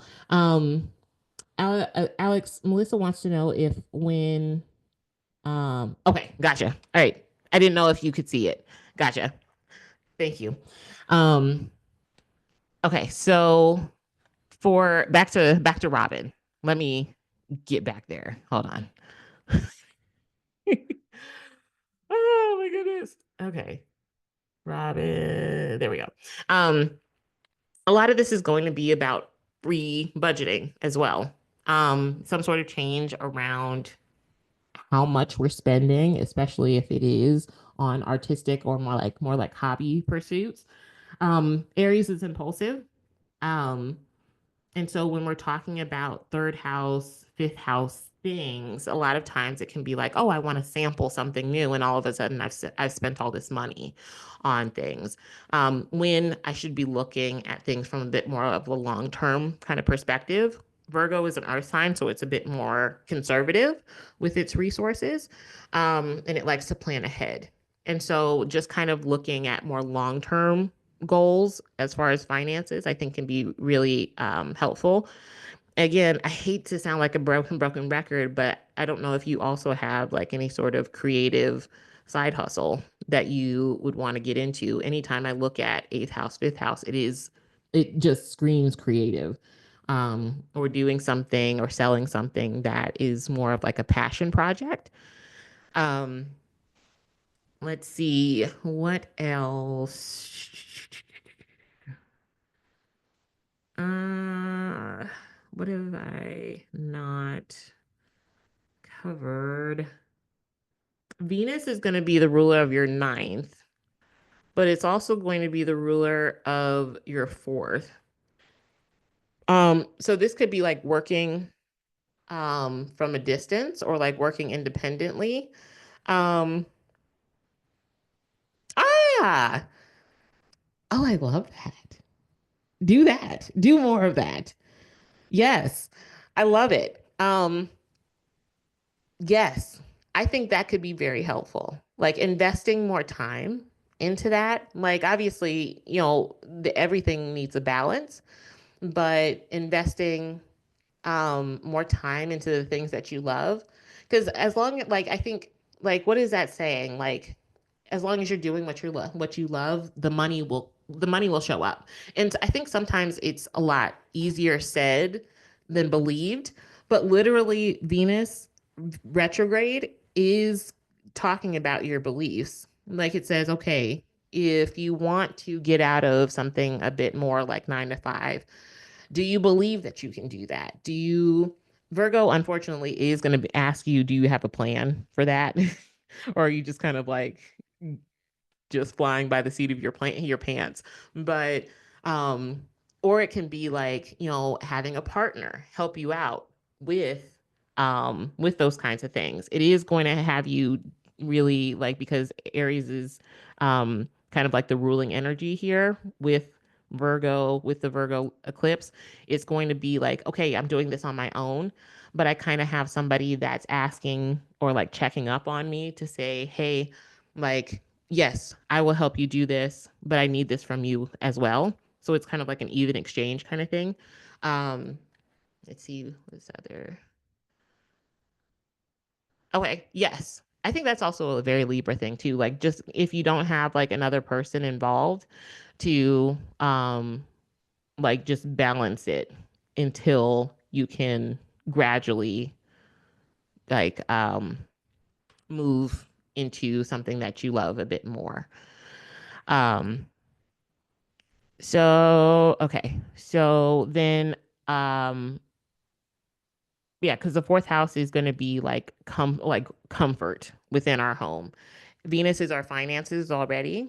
It is what do we value. It can also be like the past as well. And so it can, and I think a lot of times we don't talk about this part of the fourth house, but the fourth house can also be where things go to die. So a lot like I was talking about for Alex, I'm like, it can be about like letting go of certain beliefs that just do not like serve you anymore, that just are outdated. And you just kind of hold on to just because you've always thought those things. It can be a great lunar eclipse for questioning and challenging certain beliefs, and therefore having a whole like mentality shift. And you're able to achieve a lot more because you challenge those beliefs that just don't make sense for you in the situation that you're in anymore. Um, and you're kind of able to see how far you've come. Uh, yes, I don't know if you have like a where is series?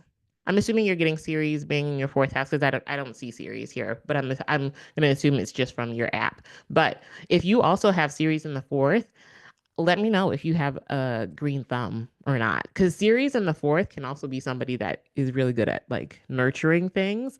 And with series essentially being Demeter, it can be like somebody that's very good at growing plants in the house, like house plants. So if that's not something that you already do, maybe it could be a side hustle. Oh, okay. So, let's continue on.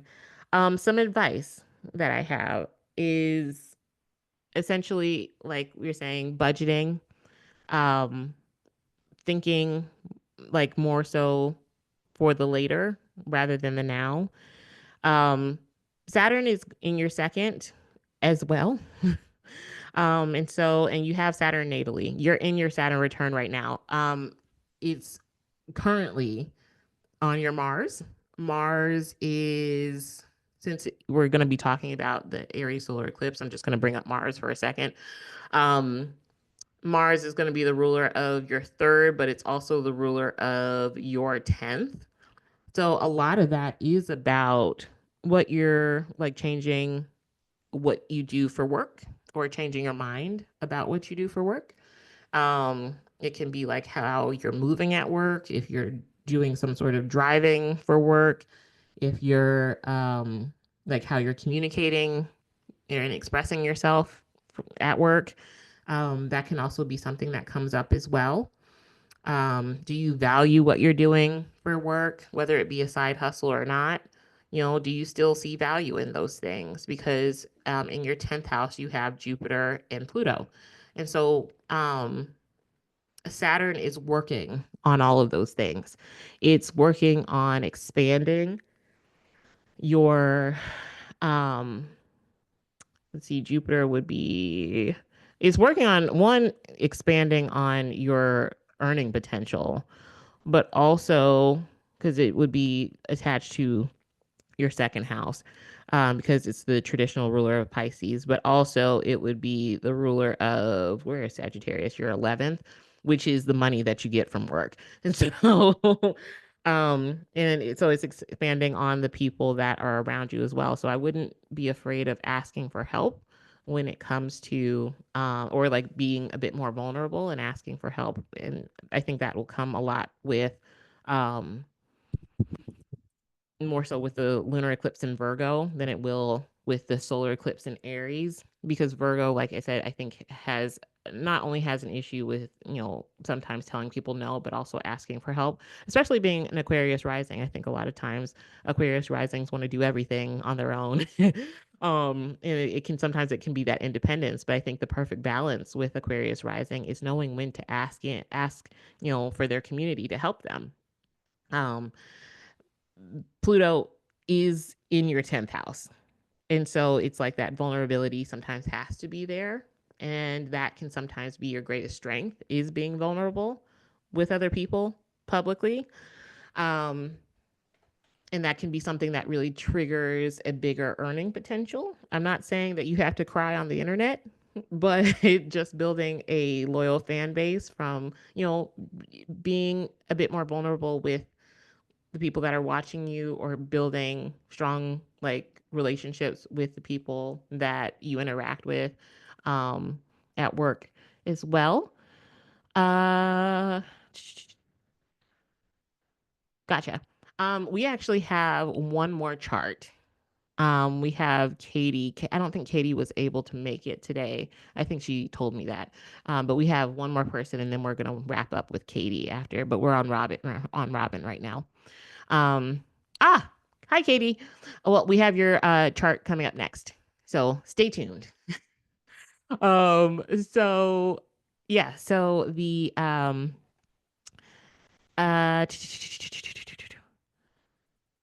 sorry. I keep like I'm going to blame Mercury retrograde. I keep getting off track. um so yeah, that is my advice for the Virgo lunar eclipse. As for the solar eclipse in Aries, we are looking at um something new kind of springing up when we're talking about new inspiration, new ideas, some sort of movement definitely happening with when it does come to your job, whether that be a boss transitions out, because I could see that happening with Pluto being there. Some sort of death of not death, maybe that's a bad word, because we don't want anybody to die, but I'm like maybe like some sort of like proverbial death of an authority figure, like they go to a new job or something like that. See, that's that whole like not watching my own words. Like um yeah, maybe like a boss transitions to a new department or like leaves, a company or something like that. I could see that happening, some sort of change happening in the workspace. If it's not you directly saying, hey, I'm getting out of here, I quit, or like just striking out on your own. Because I also could see that it's solar eclipse in Aries in your third house, and it's automatically connected to your house of reputation, career. And so if it's not about you changing careers, it could be very much about some sort of change happening as far as like your physical appearance as well, because the 10th house is going to square the first house. And so it's like, how do I think of myself? How do I kind of rectify that with this new mentality that I've taken on, and the new, like, how am I speaking about myself, and all of those things kind of coming back into balance with how you actually physically look. Those kinds of transformations are the ones that are going to start taking place, especially with that Virgo eclipse. Because the Virgo eclipse is also, we can't forget about actual Virgo things, which are going to be health, um, routines, as well as like day to day errands and stuff like that. Um, Virgo can also be healing as well, which is very much like an eighth house thing, because eighth house is trauma.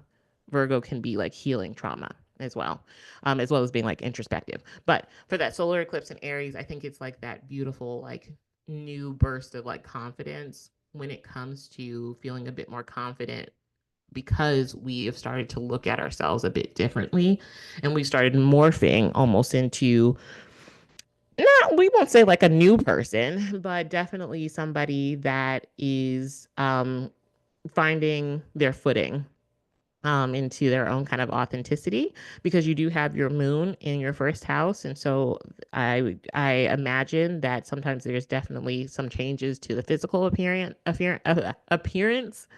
wherever the moon is where we're experiencing changes. It could also be about like, you're learning something new, or like you're learning how to change something about your identity. But mostly it's like some sort of mental change. Um, yeah. Uh,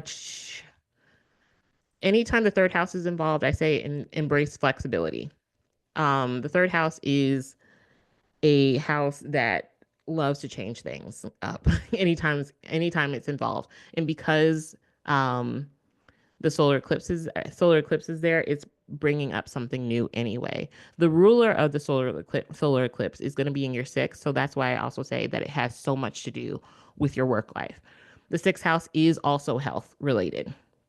um Solar eclipses are usually a lot more positive than lunar eclipses. So if you are having any sort of like health issues or something like that, I could see that you either get some sort of plan together and it helps improve some sort of health issue that you might be having, if you have any at all. Not knock on wood, but if that's something that you've been looking into, then I could see it improving because you now have gotten a plan together. Because Mars is in the sixth when it's ruling over the solar eclipse in Aries. Let me look at the comments really quick.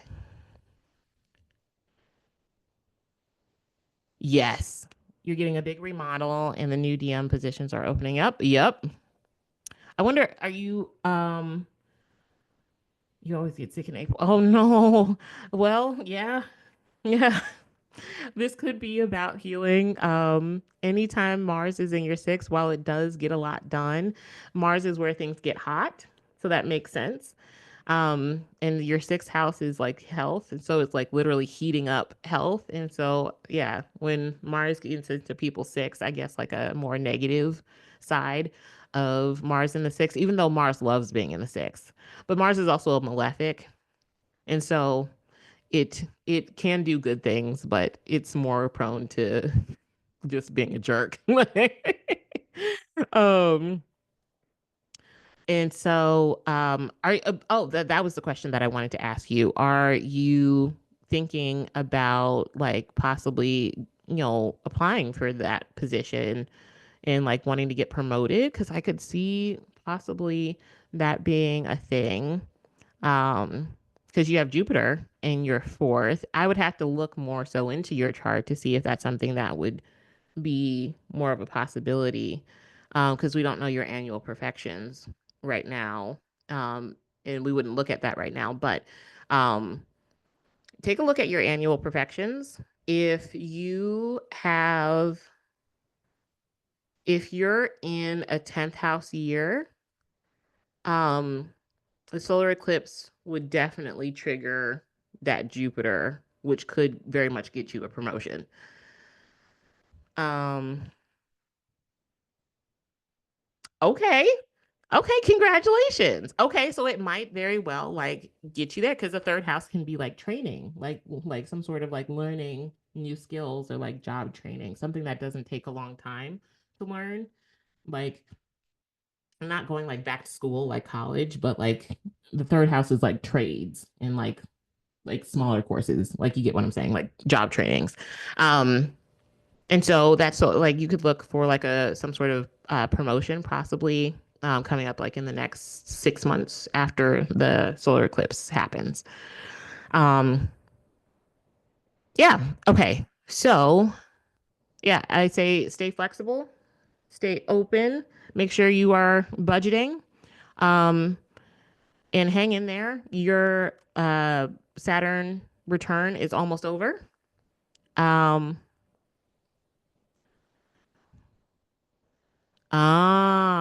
okay.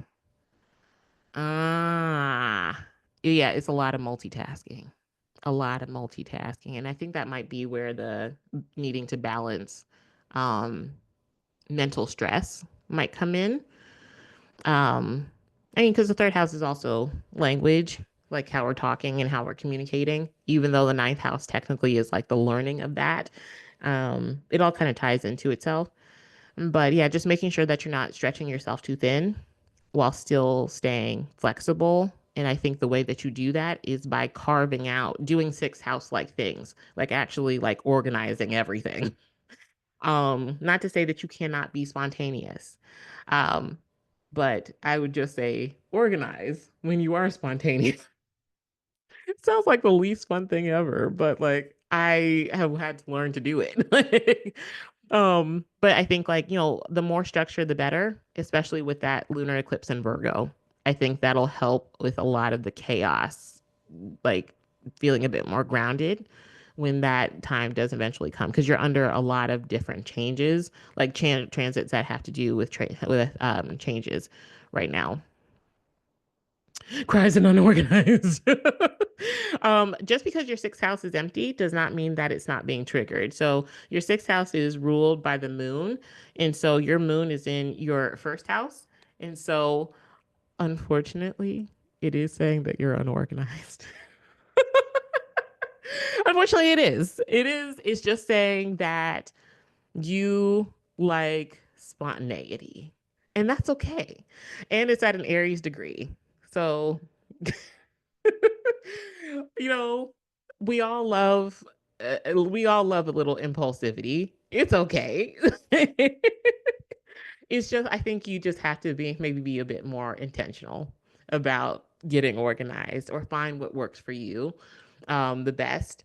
But yeah, essentially your all of that organized sixth house energy is being funneled into your first house, which your first house is essentially run by the sign that hates organization most. Not Aquarius doesn't hate organization. They just prefer not to feel boxed in, which I feel like organization is being boxed in.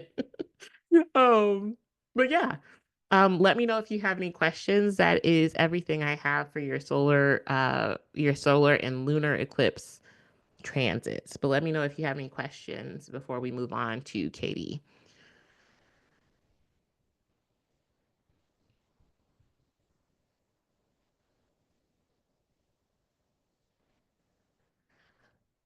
Josie, go ahead and type what you need to in the in the chat. Unfortunately, I can't hear anybody because my headphones died. So go ahead and type your question in the chat and I'll answer it. Mm.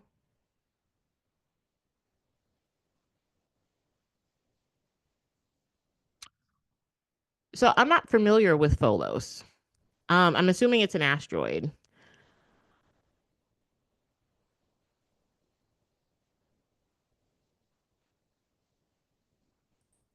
but I'm not familiar with that asteroid in particular. So I wouldn't be much help, unfortunately.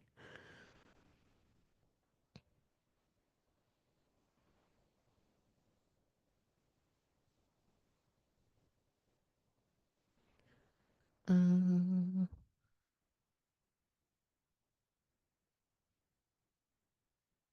It can, depending on answering Josie's question, just for anybody that wanted to know. So she asked, uh,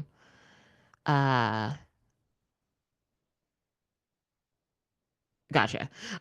Josie asked, did I say that the solar eclipse can have a positive effect on legal issues?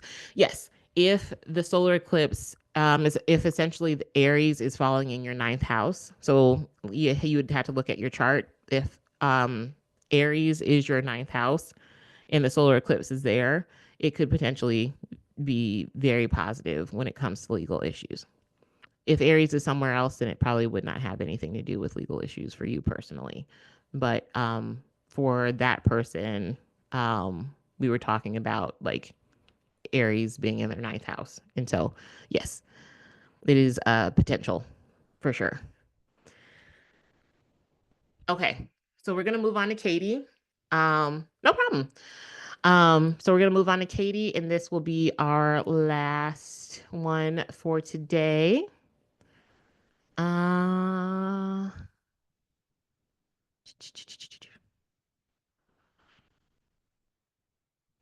okay.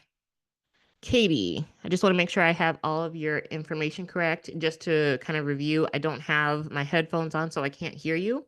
And so if you want to let me know anything, just put it in the chat box and I will see it. Um, I have your information as October 30th, 1985 at 7:36. Is that I hate that it doesn't tell me AM or PM. I do believe you put AM. Okay, good.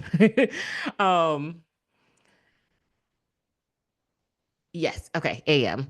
Because I was like, I know that I put it in as AM, but I was like, why doesn't it tell me? So I would that when I go to confirm, it doesn't tell me. Um, yeah, it was like they have it as like the 24-hour clock, and then they have it as like the normal clock, like right above it. Um, how do I get one of the charts done? So you can go on any sort of we're wrapping up right now as far as like readings for today. So Katie's chart is going to be the last chart.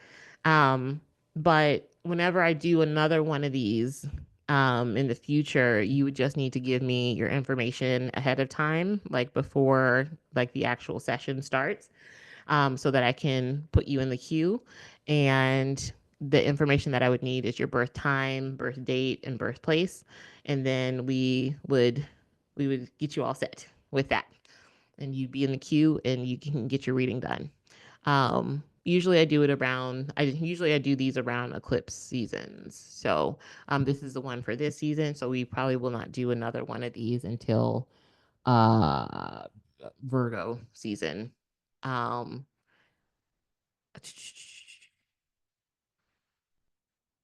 yes. But yes. So you can use any app or just go on astroseek.com. There are a whole bunch of like websites that you can go to as well. That'll give you your chart as a whole. Okay, so Katie. Katie is a Scorpio rising. We have gotten so many people. I think almost every single person has had like eighth house or like Scorpio energy. We've had so many intense energies today in our chart readings. Okay, Scorpio rising, moon in Taurus, and then where is her sun at? Sun in Scorpio in the first house as well. So, um, we're gonna start off with the lunar eclipse in Virgo. So this is going to be in Katie's 11th house. The ruler of this lunar eclipse is going to be Mercury in Aries. That's going to be conjunct Venus retrograde, which is going to be in her sixth house. Mercury is going to be the ruler of not only her 11th house, but it's also going to be the ruler of her eighth house. We've got that eighth house energy again, loves creeping in there. And so when we're looking at Katie's lunar eclipse, energy that we can kind of look at. We're looking at shared resources. That's that eighth house energy, transformations, like deep emotional bonds, intimacy, taxes, other people's money. Katie, you might have heard this feel already about the eighth house. But Virgo, since it's your 11th house, is going to be representative of friendships. Virgo is an earth sign, and so it likes to pay attention to detail. It likes to plan for the future. It can also be about just kind of like when it does come to like 11th house things, it can be a lot about planning for long-term goals that you might have and long-term aspirations. And so when we kind of mosh all that together, it's talking about some sort of change in our long-term goals or change in our social circle, change in our friendships as well, or some sort of change in finances or like change in support that we have from other people and possibly having to do some things on our own a little bit more.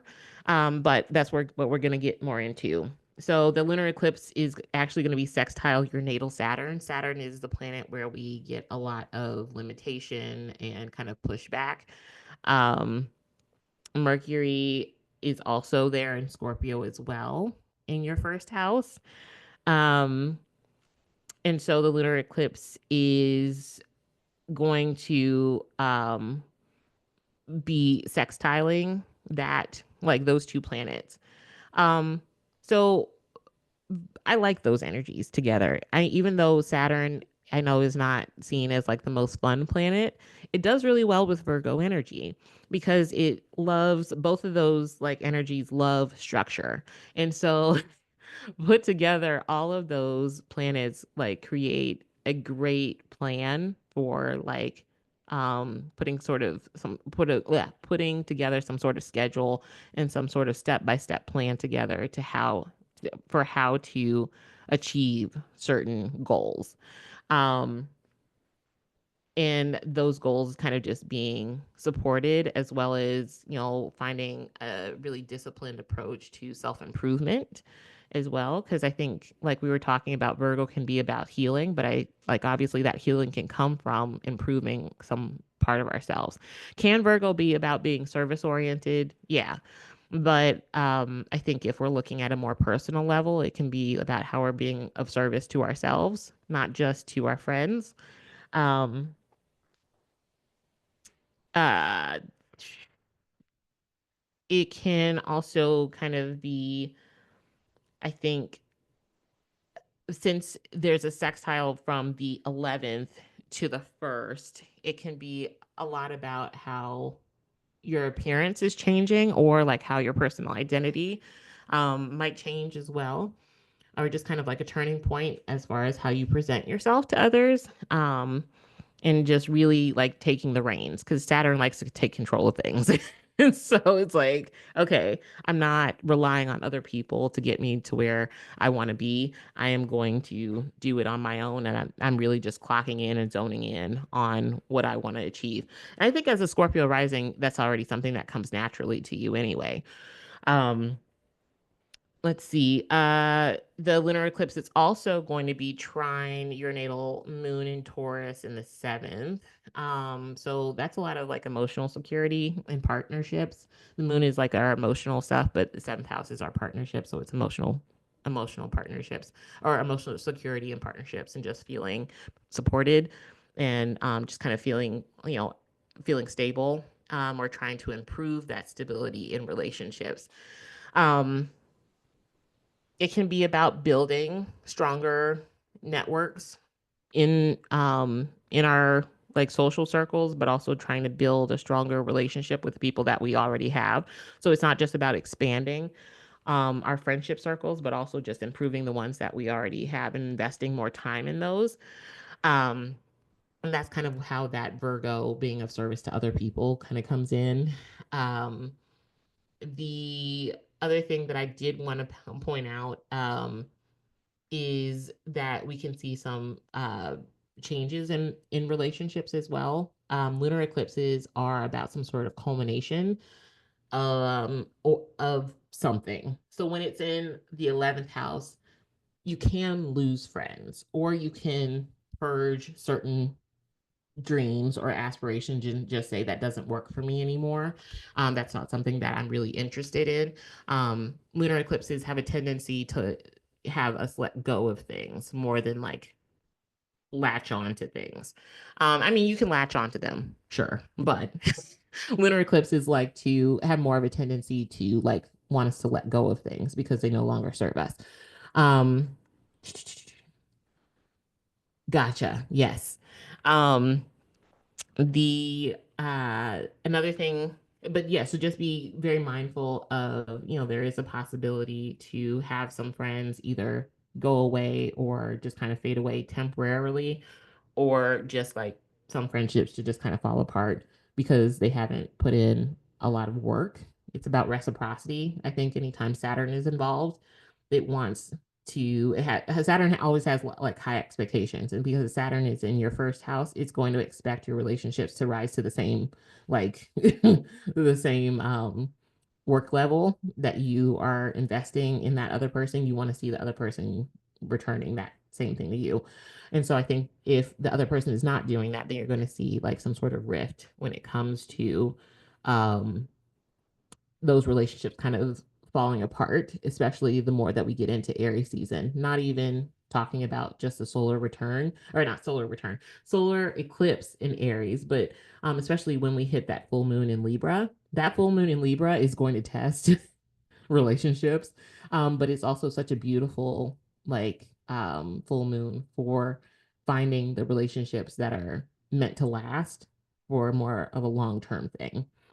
Um, uh, Mercury in Aries, like I said, is going to be the ruler of the eclipse. It is opposing your natal Venus in Libra in the 12th. So there can be like some, and this is an energy that we have not gotten to talk about. The 12th house is like where stuff likes to go and hide.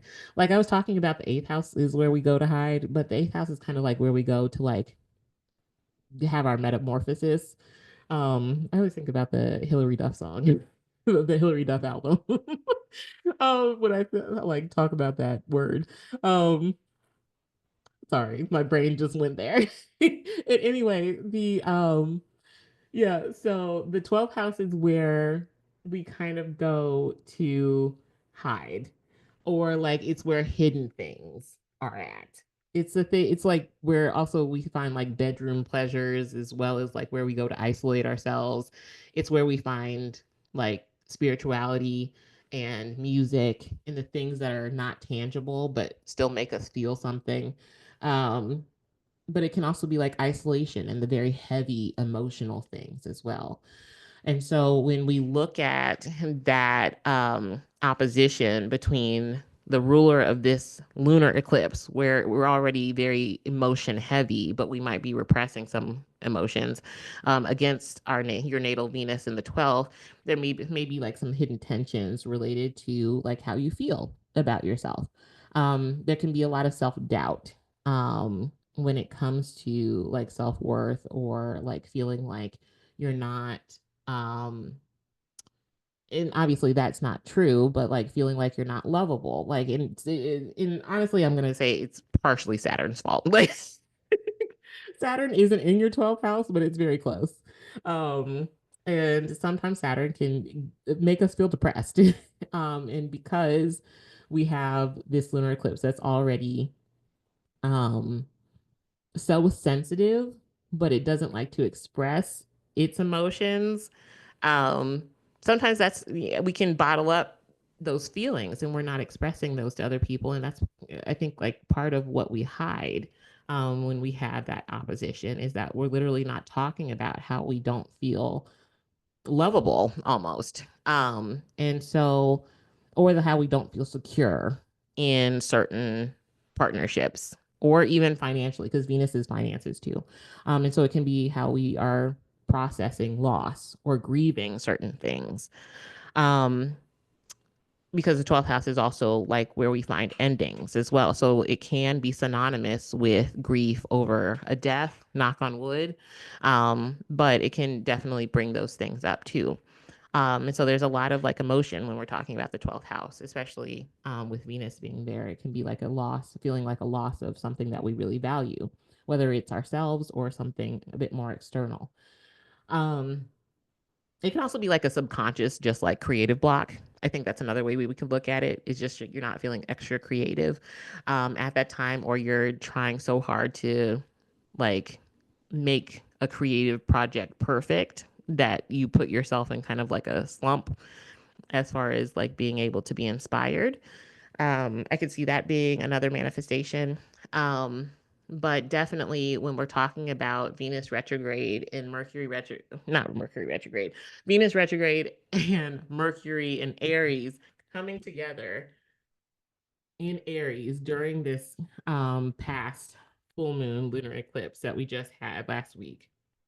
Um, there can be like a reassessing of relationships at work in particular. Um, and just really focusing in on like boundaries at work or like questioning if you should be getting paid more. Like lots of conversations around compensation, I think, can come up in your case. Like, you know, you're saying, okay, I've been given more responsibilities, but my pay has not gone up. And that's an issue for me.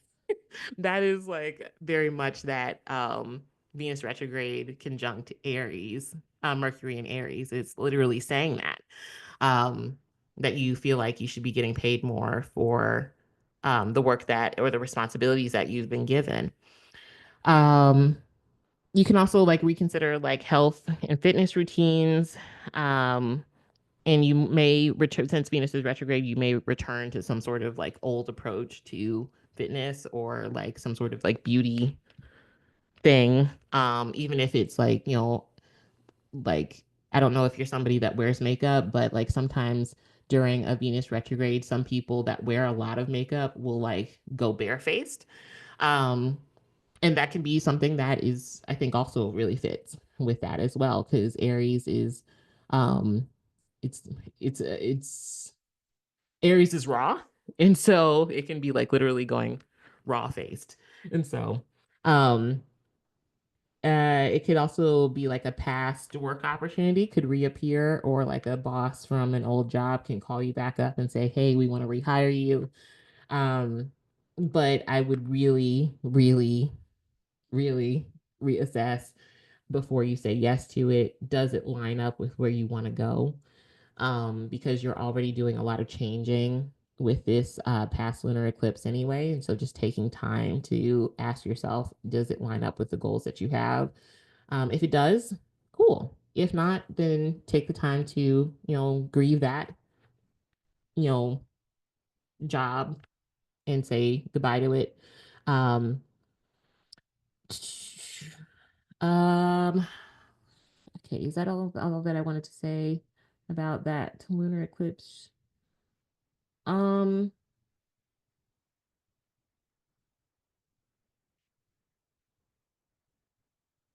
I think so. You have a comment. Hold on. Yes, the lunar eclipse was last week. Yes, but we are feeling that lunar eclipse for the next 6 months.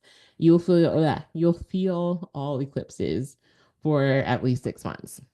So it's like the lovely part of eclipses is that you have a lot of time to work out what the eclipse is trying to essentially teach. But also, I think that's the not so great part is that if it's a harder lunar eclipse, then you're in that energy for a good minute.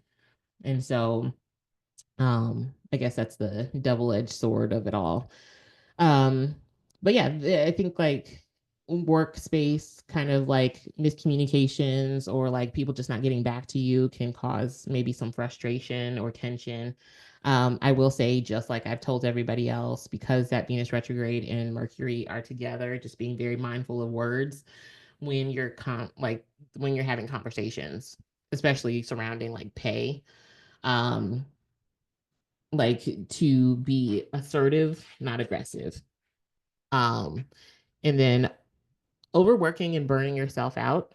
Um, Virgo loves to burn itself out. I think it's just a masochist that way. So, because it loves to do all the things all at once. And being a Scorpio rising, I think sometimes there's a tendency to go over the top a little bit or to go to certain extremes. So it can be like all or nothing kind of attitude, but make sure that you are taking your time to, um, yeah, sometimes taking, just taking time to, assess what needs to be done, what is your job, what is not your job, because you do not need to take it all on. Um, Again, I think I was saying this earlier. If I didn't avoid like impulsively quitting a job, if you're frustrated, especially like with the amount of pay, just make sure you have a plan. Virgo loves a good plan. And with Mercury and Venus being together, there is a lot of room for, some sort of argument breaking out over pay or over responsibilities that are being given and you don't feel appreciated in particular, and then you just quit. So just avoid emotional, like just kind of like impulsively quitting jobs because some sort of argument or you don't feel like you're being appreciated enough. Make sure you if you do impulsively quit, I'm not going to tell you not to quit, but just make sure you have a plan. So that way it's not impulsive anymore. You've been just plotting when you're going to quit, and then you can be dramatic and then just quit and walk out. And then other than that, just take time to really take care of yourself too. Um, let's see. Yes, yeah. So, but yeah, career and social circles are changing. Health and daily routines are changing. And I think that's definitely going to be something that's a bit more positive in light of all of this like Virgo lunar eclipse energy. And then emotional stability in relationships, I think will improve. Uh yeah, like that won't like those emotional relationships I think will come with like ups and downs. I think they might get a little bit turbulent as they're simultaneously getting better because you're going to be weeding out a lot of the people that just aren't supportive. Um to you and where you're trying to go in life. You're going to be facing hidden fears, like that 12th house energy is a monster. Like things that you didn't know that you possibly were um, hiding from. The 12th house has a way of bringing those things up. Um, and I think it's a great opportunity to explore the psyche and explore and heal yourself in that way, like from more and more emotional like space. Um, so yeah, just be open to new social circles, meeting new people. Take self-care precautions, or taking scheduling out time for self-care. Um, and yeah, don't overwork yourself. If you need to journal, any kind of Mercury like thing, I think is great for self care. Again, with that Venus retrograde and Mercury being together, journaling, um, talking to a trusted friend or just to vent, I think is really really helpful, especially with it being in Aries. Um, yeah, just like venting anger to somebody that you trust, um I think could be something that's really helpful, if not to like a therapist, or just finding that in like, I think the misconception with Virgo is sometimes that Virgo isn't spiritual or intuitive, and it's absolutely, Virgo is essentially Pisces that's just a little bit more grounded. And so Virgo it just likes to ground its spirituality. So it likes to have something physical, which is why I say like journaling, instead of just simply meditating. You can meditate, but I think it comes with like some sort of like order, like, if you get what I'm saying.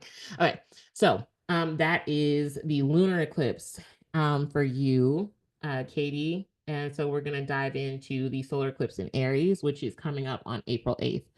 Um, Not April 8th. Why am I thinking? Because that's my friend's birthday.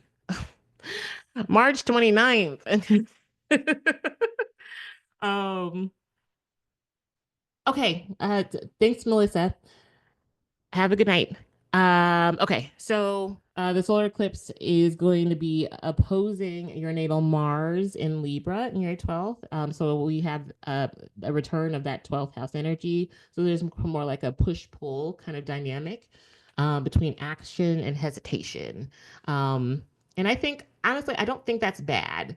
Like we were saying, like acting impulsively can sometimes get you in trouble. But you might feel just very torn between taking a risk and um, putting yourself out there, especially when it comes to work, um, and just kind of lingering in your own fears. So I think with like essentially getting out of your own comfort zone is becomes the issue.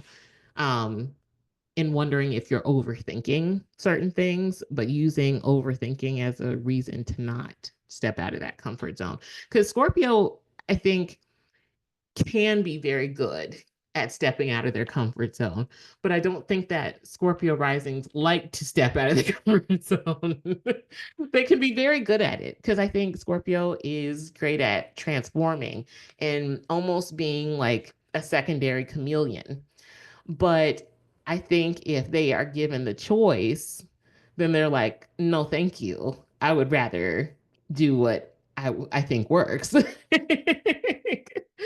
And so yeah, I think that there can be like that tension, that internal tension between certain fears that you might have about like the unknown specifically, and just doing something different because you need something different.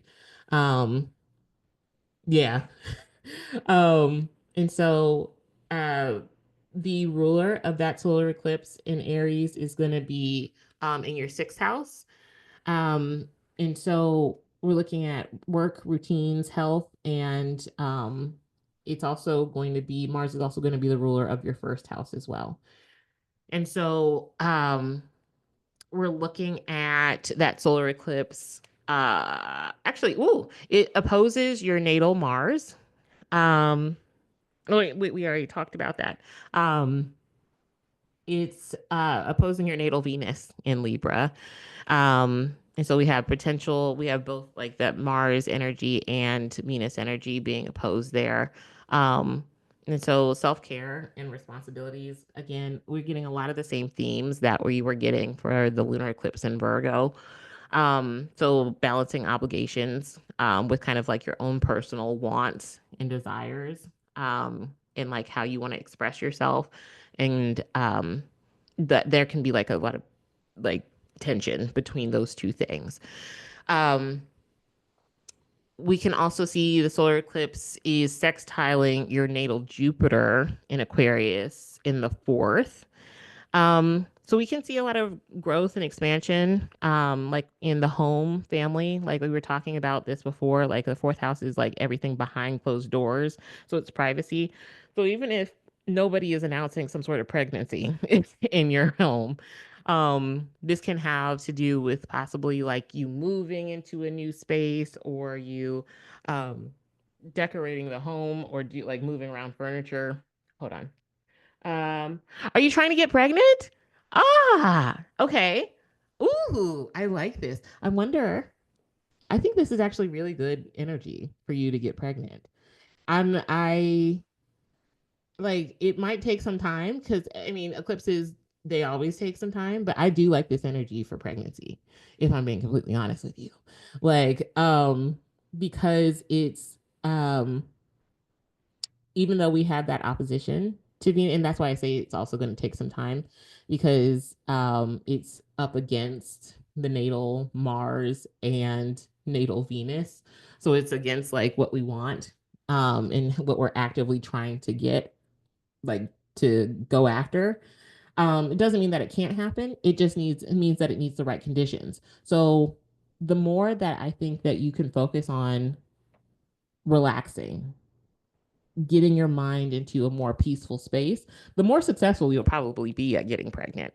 I'm not a doctor, obviously, but I imagine that that's with anything that you're trying to achieve, is the more calm that you are, the more that things are able to just kind of flow in um, and like manifest.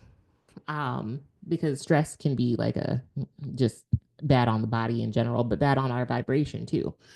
Um, let's see. Yes. Um, and also, more than anything, like I said, it is that Jupiter is the planet of pregnancy. And when we're talking about the fourth house, I think the only other better placement for a solar eclipse creating a baby might be if Jupiter were in the fifth. But the fourth house is good too. Like I think it's just as good because I'm like it's where we have domestic, where we have all the domestic stuff at, and where we have family at. And so the solar eclipse making a positive aspect to your natal Jupiter can be about like since it's an Aquarius, it's about like a surprise pregnancy or like finding out in a surprising way that you're pregnant. Um, so yeah, growth and expansion in the family can happen for sure. And so I am keeping my fingers crossed for you, um, as well as just kind of making sure that all the security financially is there. I think that's the big one as well, because the fourth house can be about like the actual home and the real estate and the money that it takes to have that home working and functioning correctly. The solar eclipse is squaring your natal Neptune and Capricorn in the third, though. And so, again, this is a lot of mental stuff. And so there can be like confusion and miscommunication regarding work, learning. So, again, I'm going to say don't let people stress you out.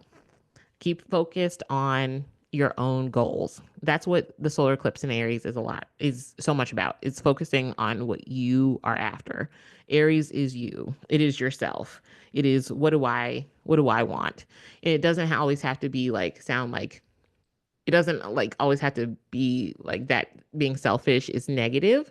It's just a fact of the matter that we have to take care of ourselves before we can take care of anybody else. And so um we have that happening in your third, and so just be aware of that. There can be a lot of miscommunications, and I think I was saying this for another person earlier, is that you'll feel this as well going into April because Neptune is about to head into um, Aries on the 30th. And Mercury will, when it goes direct, it'll go back into Aries and it has to cross Neptune. And you're going to find that a lot of people are having miscommunications. It's kind of like Mercury retrograde all over again. Be very careful about also dropping your phone in the water. That transit, I feel like everybody's phone needs to just be like in a plastic bag. Or like electronics being damaged by water or like wet things, because it doesn't even have to be water in particular. It can be like coffee being spilled on like a tablet. So yeah, then you have your solar eclipse trine natal Uranus and Sagittarius in your second. So some sort of breakthrough regarding finances, or even like just self-worth. So finally breaking out of possibly, any sort of like depression, or like feeling like, you have kind of, become a bit more secure in how you feel about yourself, whether it be like physically or just kind of emotionally, um, or just feeling a bit more supported by the people around you. I think that could also be a very second house thing, especially with Uranus there, because Uranus is your friends. Um, so then, oh, sorry. I was like, people are talking outside my window. And I was like, what is that? Um, so some opportunities we can see, career or health breakthroughs, like fingers crossed. That means some sort of pregnancy. And then home and family stability are improving. So even if things start to feel like they are unstable, I think like with the lunar eclipse, I think the Aries eclipse is like where we start to see a lot of forward movement into stability, because after Aries comes Taurus, which is like stabilization of that new beginning that comes in Aries. And so even if it's just like the beginning of the things starting, I think that those things continue and they create a lot of stability as well. Um, the I want to kind of go back to that second house trine for a second, that solar eclipse trine your natal Uranus. That can be like actually making a lot of money in unconventional ways. So like I've talked to everybody about side hustles. I think this, except for Alex, I think I've talked to everybody about side hustles. If you have a side hustle with that aspect to your solar return, all right, not solar return. Why do I keep saying solar return? Solar eclipse. If you have a side hustle, um, you have Uranus in Sagittarius in a second. That is making money in some sort of unconventional way. Sagittarius can be like teaching. Sagittarius is a guru. And so when I think about Sagittarius, I think about like if you're not like teaching some sort of like college class or like some sort of like spiritual class or something like that, I think about like yoga or like horseback riding or what else? Archery. All of those are like Sagittarius like things. Another Sagittarius thing could maybe be like something that's a bit more like political, like a political class. Um, yeah, like something that's very like Jupiter based. So again, I'm gonna come back to like spirituality or like some sort of like metaphysical class, like with crystals or something like that. Hold on, got another. Aha, okay. Your main side hustle is teaching psychology 101. Perfect. Yes. Um, lean into that. I feel like I'm like the spokesperson this time around for like telling everybody go after your side hustle. Like, but I think it's kind of like where we're at right now with the energies in just in this country in general. So pretty sure I think right now we all need a side hustle. um yes, okay, yes. I think you could actually like really start to see that happening. So continue to lean into that, and I think you'll find that that actually is something that happens. Um, okay, so just wrapping up here. Um, yeah, because I think like Uranus can be like breakthroughs and where we find freedom, and so the second house is finances, and so it can be like financial freedom is found by teaching or found by some sort of unconventional side hustle. But in your case, it would be something very like Sagittarius or like expansive, like like cultural based or like something that's a bit more philosophical like psychology. And so I think that that's definitely something that could be very lucrative. Some challenges, just to kind of wrap this up, would be work-life balance. It might feel like a very daunting task. Just make sure that you are following all those Virgo like rules. I think it's the best way to meet the solar return in Aries, solar eclipse in Aries, um, is by scheduling things out. You don't have to be rigid or anything like that, but like creating like at least a very loose schedule to just kind of relax so that you're not stressed 24/7 because you very might well feel like with both of these eclipses that you are constantly running all the time. That's very much the same, like a common thing that I can say for both of these eclipses is that both of these eclipses are extremely busy as far as energy goes. Um, because the solar eclipse is trining or sextiling the Jupiter in Gemini, and the lunar eclipse squared Jupiter in Gemini. So there's a lot of scheduling things that are going on. Things are moving extremely fast. Um, Hidden fears and self-sabotaging. The 12th house can be the self-sabotaging part. And so we were talking about that earlier. Feeling tension around like going ahead and making a big jump just because you're afraid of what may or may not happen or not knowing where you're stepping. Like I said, just do the Virgo thing of researching things first and go ahead and assess. Is it that you, is it truly that this could go wrong? Or is it just that you're uncomfortable with taking that step? If the answer is that you're just uncomfortable with taking the step and you've researched it and logically it's fine, go ahead and just jump. But yeah, so then we can see, like we said, some confusion around communication and learning. So yeah, just establish a daily structure, embrace financial and career like reevaluations and rebudgeting and shifts with an open mind. Um, don't with the 12th house being involved, make sure that you're not assuming as well as like if you need to say that to other people when you're communicating with them, because other people might also be the people doing something like the assuming of things. Don't be afraid to call them out on, hey, I didn't say that. Please don't put words in my mouth. That's an assumption that you made. Calling them out on that strategically. um I think that's, definitely something that can be very much Aries, setting boundaries in a kind and assertive way. And then just trust in your own growth and healing process. Even if it's not taking the amount of time that you feel like it should be taking, you can't rush those kinds of things. So, yeah, I think like just kind of trust in the process is another one. And so that is your lunar eclipse and solar eclipse reading, Katie. Let me know if you have any questions. But other than that, that is all we have time for today. Thank you guys for hanging out with me for almost 3 hours. My goodness, you guys are the MVPs. Like, no problem.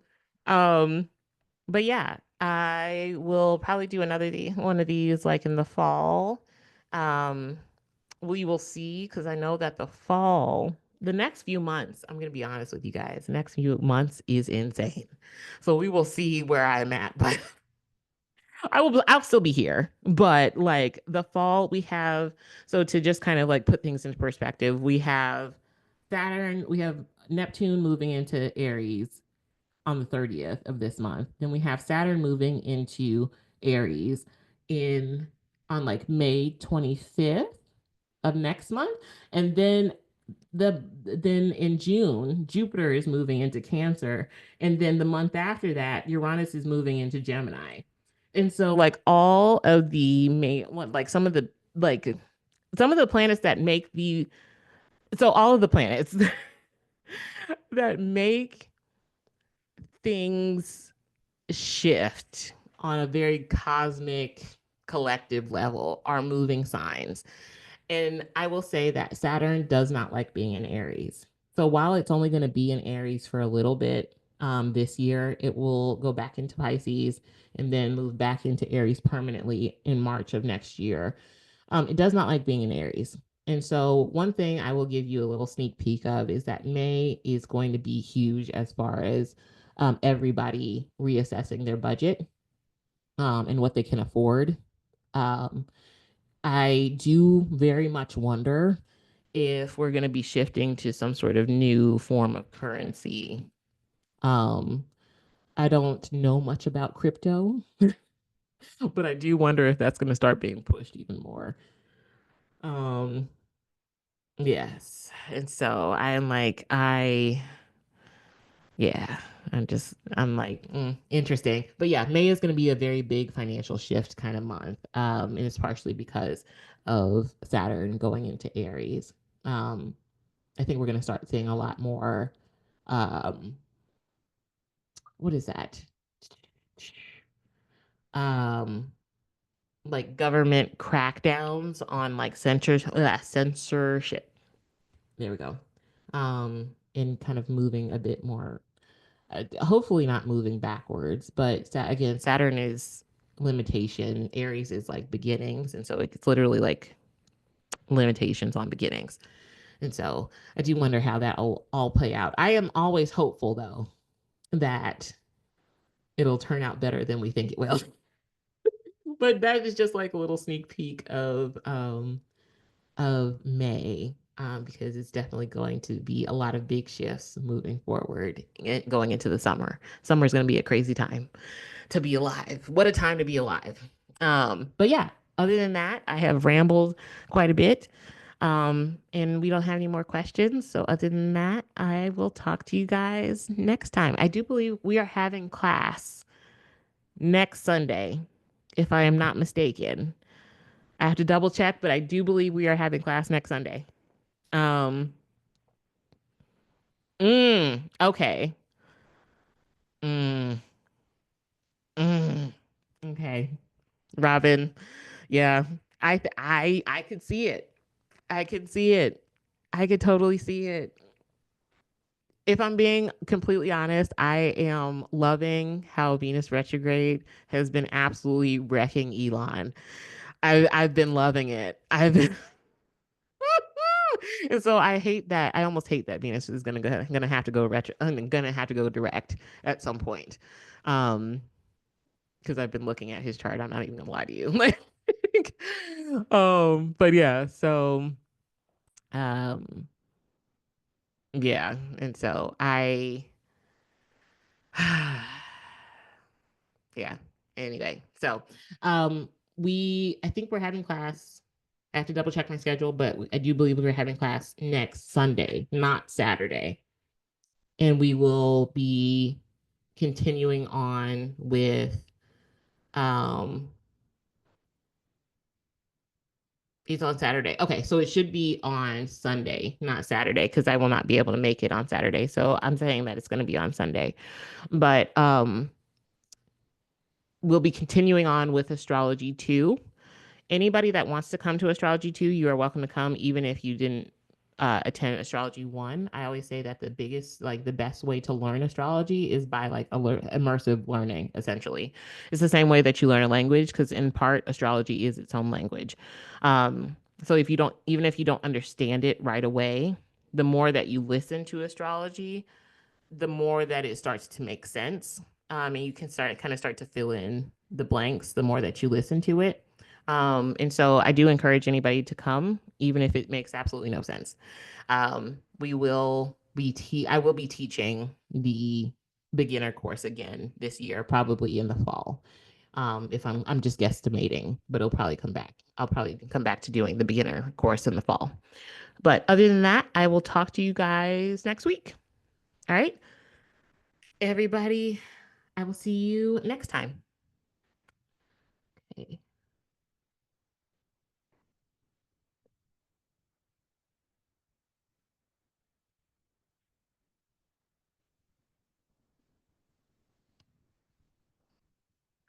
Josie. So I will put a announcement in the Discord. I have not opened my books back up to doing private sessions with people yet. But I will be opening that back up as in April, when Venus is done having a rage fit. And so that'll I'll put that announcement when the my website is back up and my books are back open. I will put that in the Discord. And so just keep an eye on that because then you can just book through my website if you don't want to wait until fall. But yeah, other than that, I will talk to everybody later. Bye.